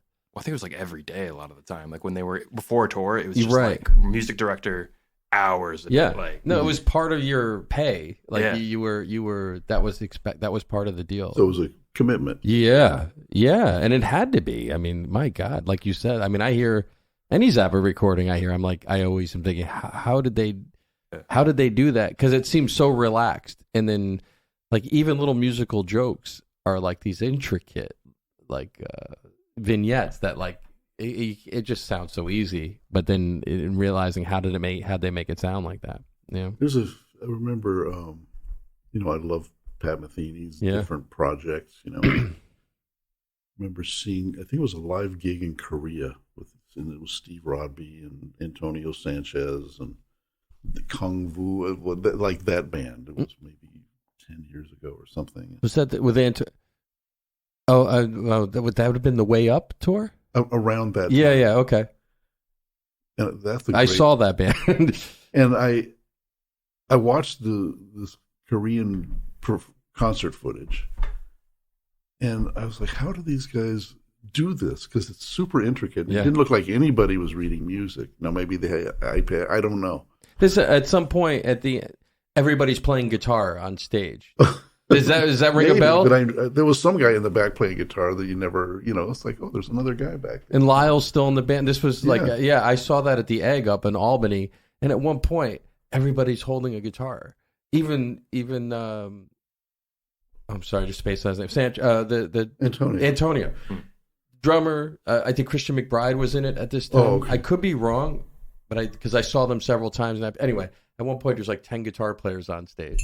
Like the horns were all holding guitars, and including Pat. That's 10 too many. Oh, yeah, no kidding. No, it was amazing. So were they in tune? Yeah, it was wild. That any Pat show I've ever seen, I always leave going, how did that just happen? And it's always long too. It's like it's like a 3-hour show. It's an event, and it's always. I played at the Monterey Jazz Festival like a couple days after that, and I saw Antonio. And I know him a little bit. He subbed with Maria a couple times. And I said, man, I was just watching this video of you a couple days ago. I said, how do you guys do that? And Steve Rodby, like electric bass, acoustic bass. At one point, he had the electric bass hanging over his back, and he was playing acoustic. And it's just hard. It all sounds melodic, and they were geniuses at Pat and Lyle at writing music that was so intricate, but still sounded beautiful. Like folk music. And he just laughed, and I don't remember what his response was, but I've never played in a group like that. Like when I memorized Brecker's music, it wasn't like that. It was these tunes and this bass function, and they weren't science projects, Yeah, it's an amazing. Every time I've seen him, it's been like that. It's always a different set of musicians, but always that kind of thing. And I just when you said being out in the West Coast with Frank, I still think of this and laugh when about 10 years ago, just before we recorded the "It's Not That Far" album. I called you. To get his plug. Yes, It's Not That Far, the Matthew Finck, Jonathan Ball project. I think it had 9 listeners this month. No. Spotify. But I'm going to pull it because of the Rogan. Anyway.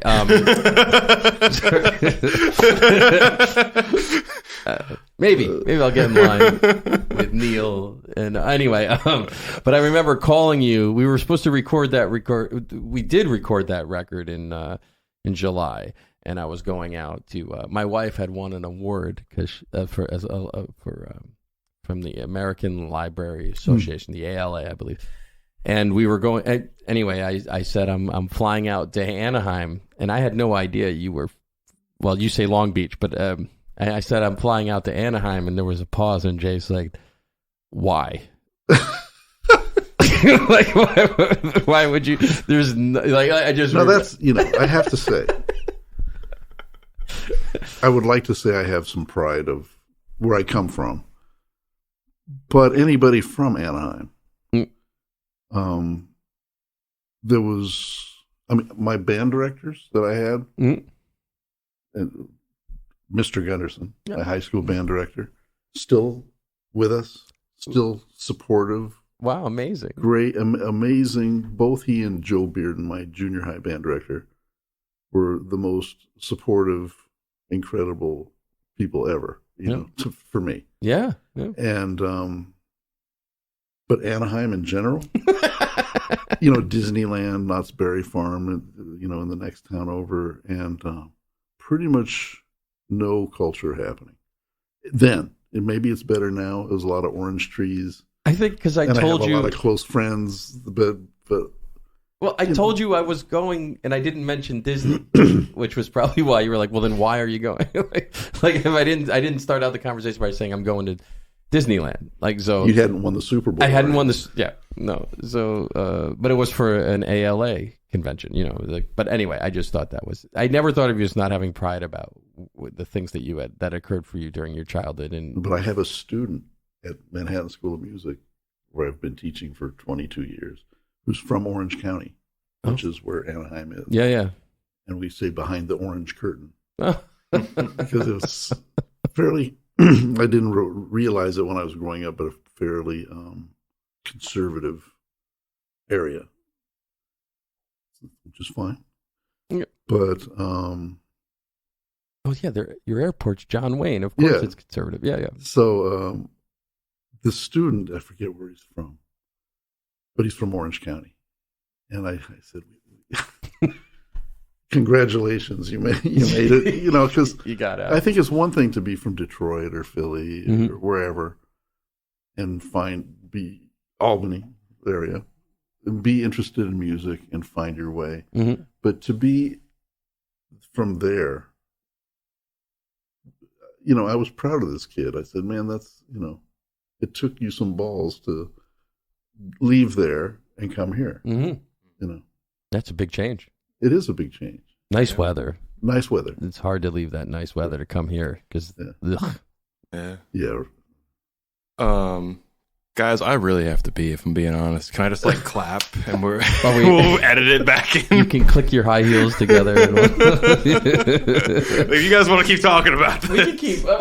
We've been at it a while, so we can also end it. If I was just going to bring up, we should probably end it in a more formalized. Yeah, I was going to go clap, come back, clap, edit. Sorry guys, but if we should go pee. And then you come back and we'll make. Go ahead. We can edit or not edit it. All right. Yeah. I couldn't take it anymore.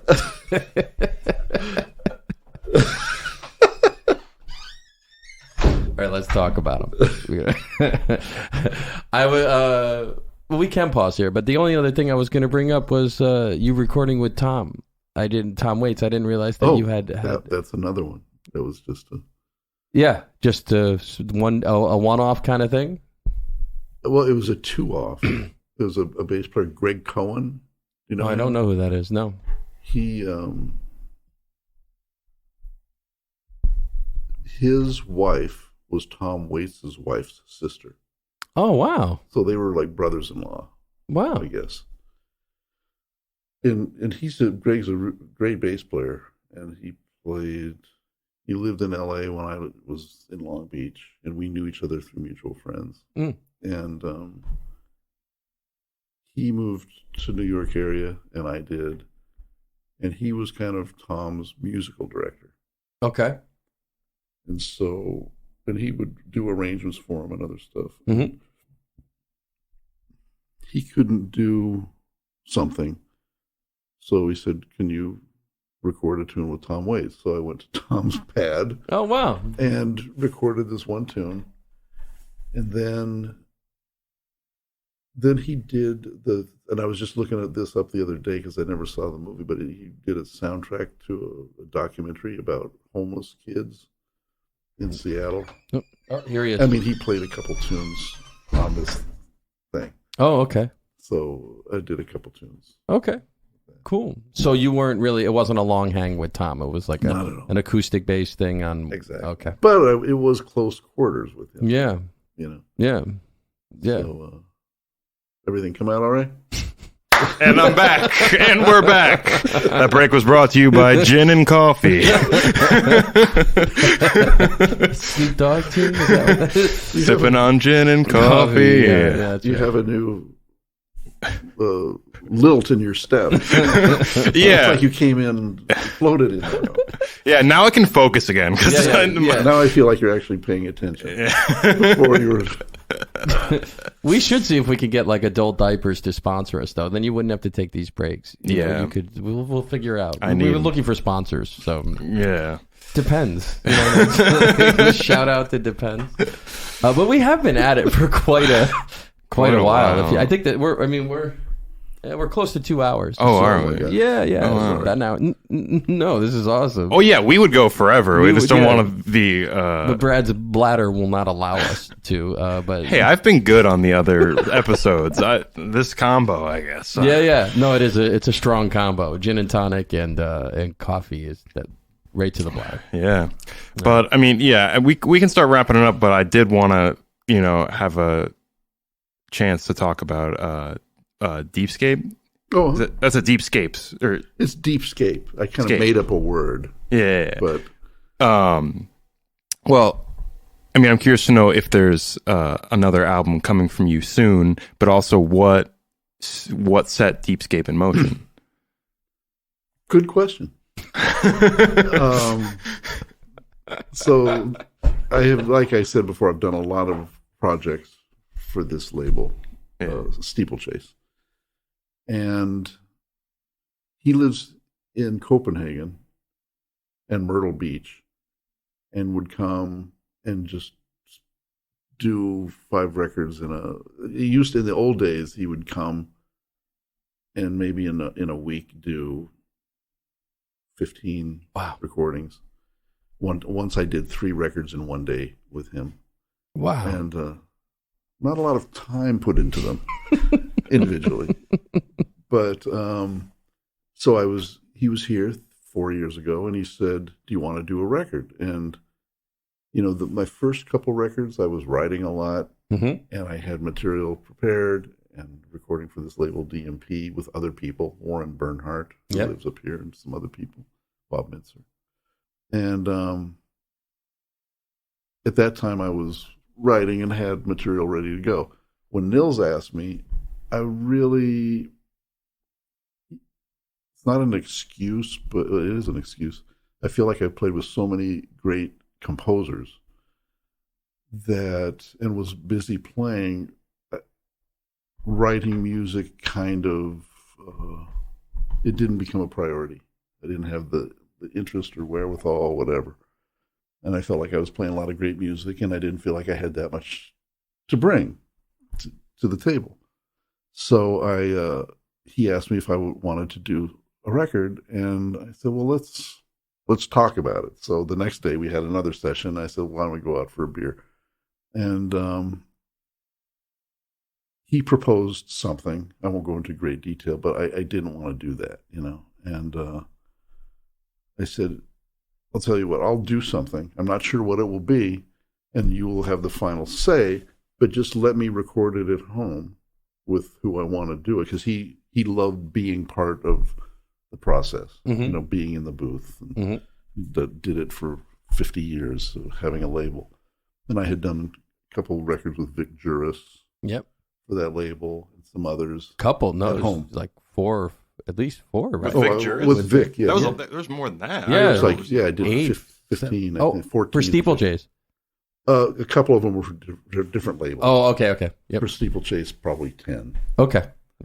And I won't go into the details of what he wanted me to do, but I basically turned him down and said, but if I can do it at home and let me think about it. Mm-hmm. And he said, well, yeah, let's do that, which was, to his credit, not pretty out of the loop, mm-hmm. For what he likes to do. And so that's what I did, and I picked some tunes that I really liked to play, and had a couple other things, and tried to do it in a way where, Matt Wilson played drums, and Frank Kimbrough, I don't have a piano, but he had a harmonium. You know what that is? Harmonium? It's like it sounds accordion. Accordion, yes, yeah. But it's used a lot in Indian music and folk music. I did a gig with Allen Ginsberg, the beat poet, and he had one. You basically have to pump it with one hand and play with the other. You're not talking about Allen. You're talking about the... Yeah, okay. He... But you don't pump Allen. I that's what the joke I was... Anyway, please move on. I've seen the instrument, though, but I know nothing about it. Yeah. No, it's cool. Okay, not unlikely. But we did a record with Ryan Truesdell, sure. Gil Evans music. Yes. And on there was a tune where Frank had just bought this harmonium. Yes. And I loved the sound of it so much. And I said, man, we got to do something someday with you playing that. So he played harmonium. Ruggiero Boccato played percussion. Kirk Knufke played cornet.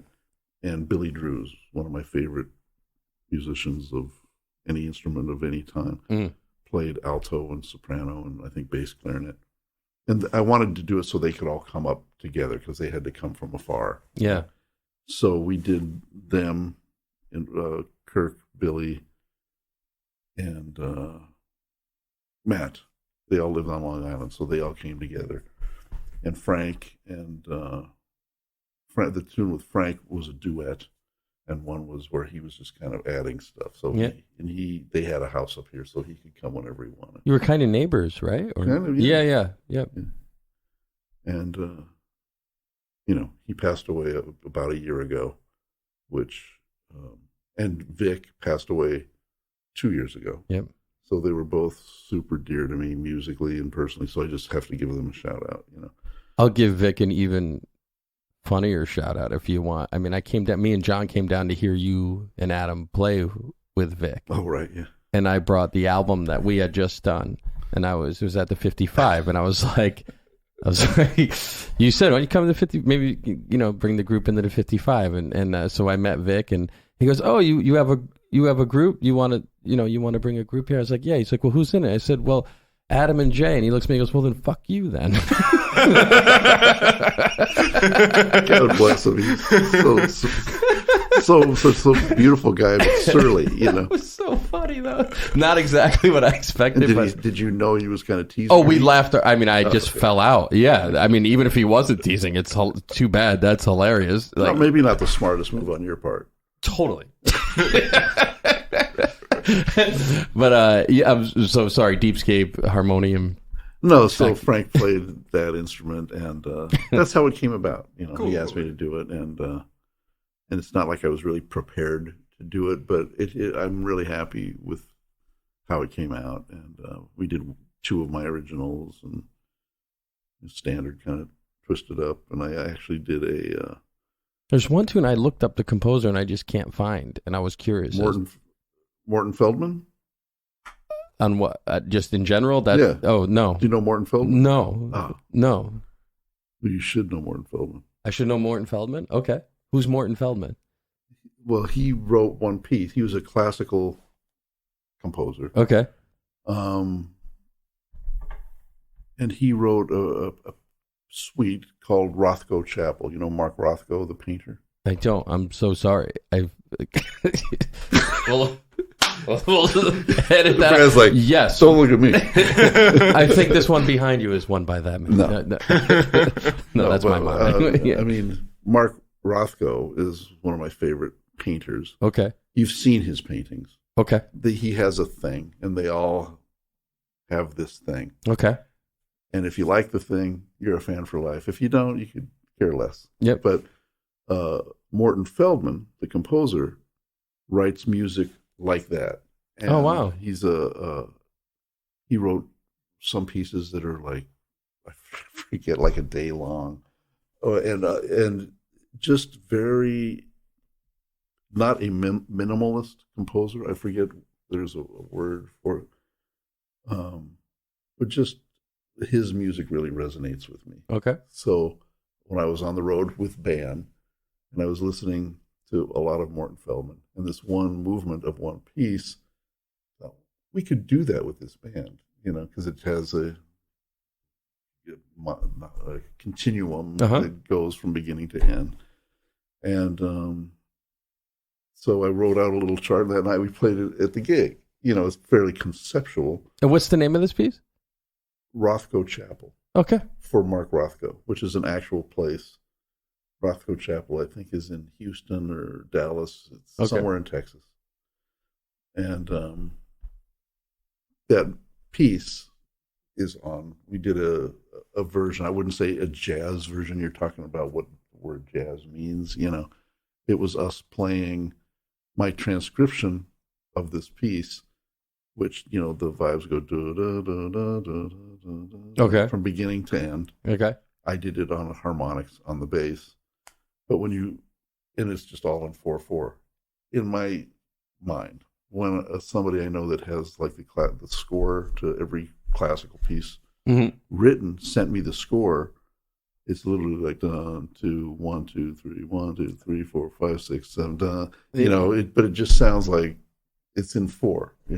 So our version is the simple version, of course, but it's great music. Wow. And Frank loved Morton Feldman too, and his wife, Marianne DeProfetis, is a great singer, and we're all Morton Feldman fans. Wow.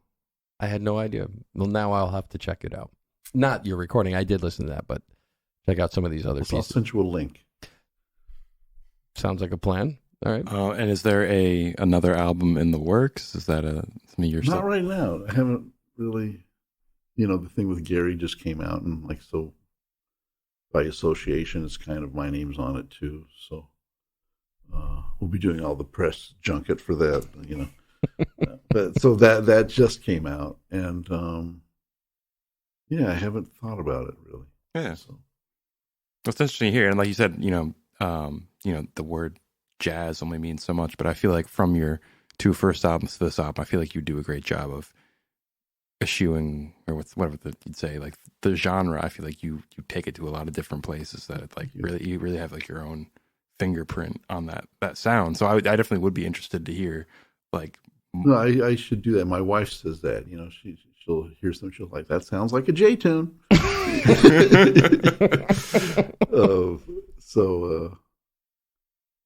When I do write, I feel like I have. It's probably because of my limited proficient. Like writing music is like. I'm not going to agree with you on that one, but okay. No, you have to. You can't just say, "Oh, I'm going to write something." That's something that, every day you should get up, and whether you're feeling it or not, and just do it. And that's super hard. Hard. People that do it well, it shows. Like Maria, Yeah. Frank wrote great tunes. Yeah. Yeah, you have to. That muscle has to be exercised. It really does. Yeah, it's true. Or sometimes it takes 4 months to write one thing. That's but it's true. That's one of those things that every great writer I've known has said. You got to write every day. Probably the way you practice bass every day. It's like I don't. Something that has to be worked. But it sounds like we're getting close to the end of this. And before we end, I did want to ask you about, and this isn't, I'm not trying to be funny at all, but I wanted to ask you a little bit. Someone who I've always loved and admired that you've worked with is Toots. Yeah. And I just wanted to know if there was, anything I don't know how long your tenure was with Toots. That was a couple of years, and we did travel a lot. Yeah. Well, I watched the concert that I didn't know existed. There's like beautiful footage of you and, Kenny Werner. I immediately saw the words "effortless mastery," but because that's the book, right? That's his book, yeah. Yeah. One of his books. But I like talking to people who spend time with those kind of people. So I'm wondering if there's anything to impart that maybe some experiences you had on the road with him, or seems like quite a lovely, like he was a lovely human being. And I think he was like he played, you know, really just, you know, just a beautiful, nice, respectful, funny, gentle person, you know.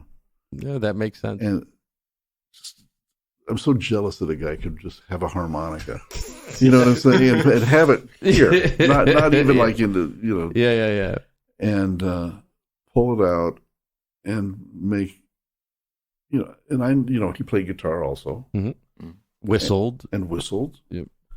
And had a whole, you know, bluesette. He called it my social security tune. And you know, he's on your record though, right? And he was, yeah. I asked him if he would play on my one of my records, and he said yes, amazingly, and he played on 2 tunes. Yeah, and just came in and nailed it, you know. Yeah, and we did a version of "What's Going On." And forget what the other two. Oh, it was a ballad. Yeah, I just listened to it. What ballad is it? It's my tune, and I can't remember the name of it right now. But just beautiful, man. And he really. One of you asked who influenced me and in what ways, and just the way Toots. I don't know how much formal understanding of harmony. He did play guitar, obviously, so he understood changes and stuff, but just the notes. He made music. Find, yeah. You know, like a chord extension and a flat 9, just whatever. Just incredible, man. And to bring it full circle, on Walking in Space, that Quincy Jones record, Quincy Jones loved Toots. So Toots is all over all those records. Mm-hmm. And, you know, wrote tunes for Toots to play for movie scores and other stuff. Just incredible. Yeah. Well, that song I said before, Eyes of Love, like one of my favorite recordings of all time, that's Toots. Okay. And it's so beautiful, like his playing. And I transcribed some of his playing on that song. And it's like you said, like the note choices he picked, it was like just perfect, blowing me away. Yeah. He's all melody all the time. Exactly. And to bring that even full circle, it's exactly how I think of you. Oh, thank you. It's exactly how I think of playing with you. Thank you. Like all the time. It means a lot. Thank you. Not you, but you. Yeah, not you. Sorry. I think you're a great bass player. I just want to make that clear because I've been kind of a jerk this whole time. Show him a little love, man. You're good. My dad asked me. We talked about this on a recent episode.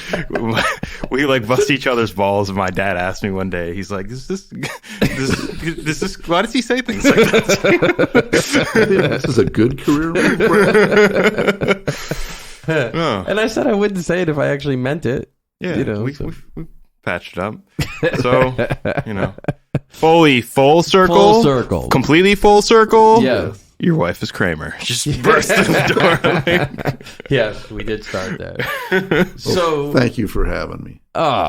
Thanks for doing it. I appreciate you. The roads as bad as they are for coming. And I saw all the ice come. I was like, we should be all right by Saturday, but I wasn't sure. Yeah, and then we rode out to. Yeah, it was still a little bad, but yeah. Thank you for doing it. Pleasure to have you, Jay. Yeah, it was an honor meeting you, Jay. Yeah, great to hear some of these stories and talk to you. And yeah, we'll leave it at that. Please like and subscribe for all of you podcast fans out there. What else? Is there anything else we have to announce? No, I don't think so. We got new lighting. Do you have a website you'd like them to check out, or a Instagram, or I don't think you have an Instagram. I don't have Instagram. I have a website. It's jandersonbass@gmail. Oh no, that's my. It's jandersonbass.com. Yeah. And if you want to send me an email, it's jandersonbass@gmail. And your grinder? No. All right. I don't even know. Coffee? And you have a Facebook page. That's true. Yes, you do. I think it's just Jay Anderson at that, right? Or is it Jay Anderson Bass as well? Is your fan page? Is it a fan page or is it an actual? I have a fan page. Yes. That Okay. I started, but I haven't. I accidentally created it. Yeah. Yeah. What else? So recording with Gary Dial. That's the new one out on Steeplechase. A Dream That We're Not In. Is that what that's called? Living a Dream We're Not In. And Deepscape. And Thank you. What else? I think that's it. Is that There's too many to name. There's too many to name. We got next month. We have Jesse Gress will be in the studio to interview Jesse Gress, great guitarist, with Todd Rundgren at the moment. Wow. So been a pleasure, Jay. Been a pleasure. Thank you. Thank you for doing it. Mink and the Monk. Mink and the Monk signing off. Yep. See you next time. Yep. All right, great synchronicity with our clap, Matt. You want to try? Let's all do it. Yeah, here we go. Ready?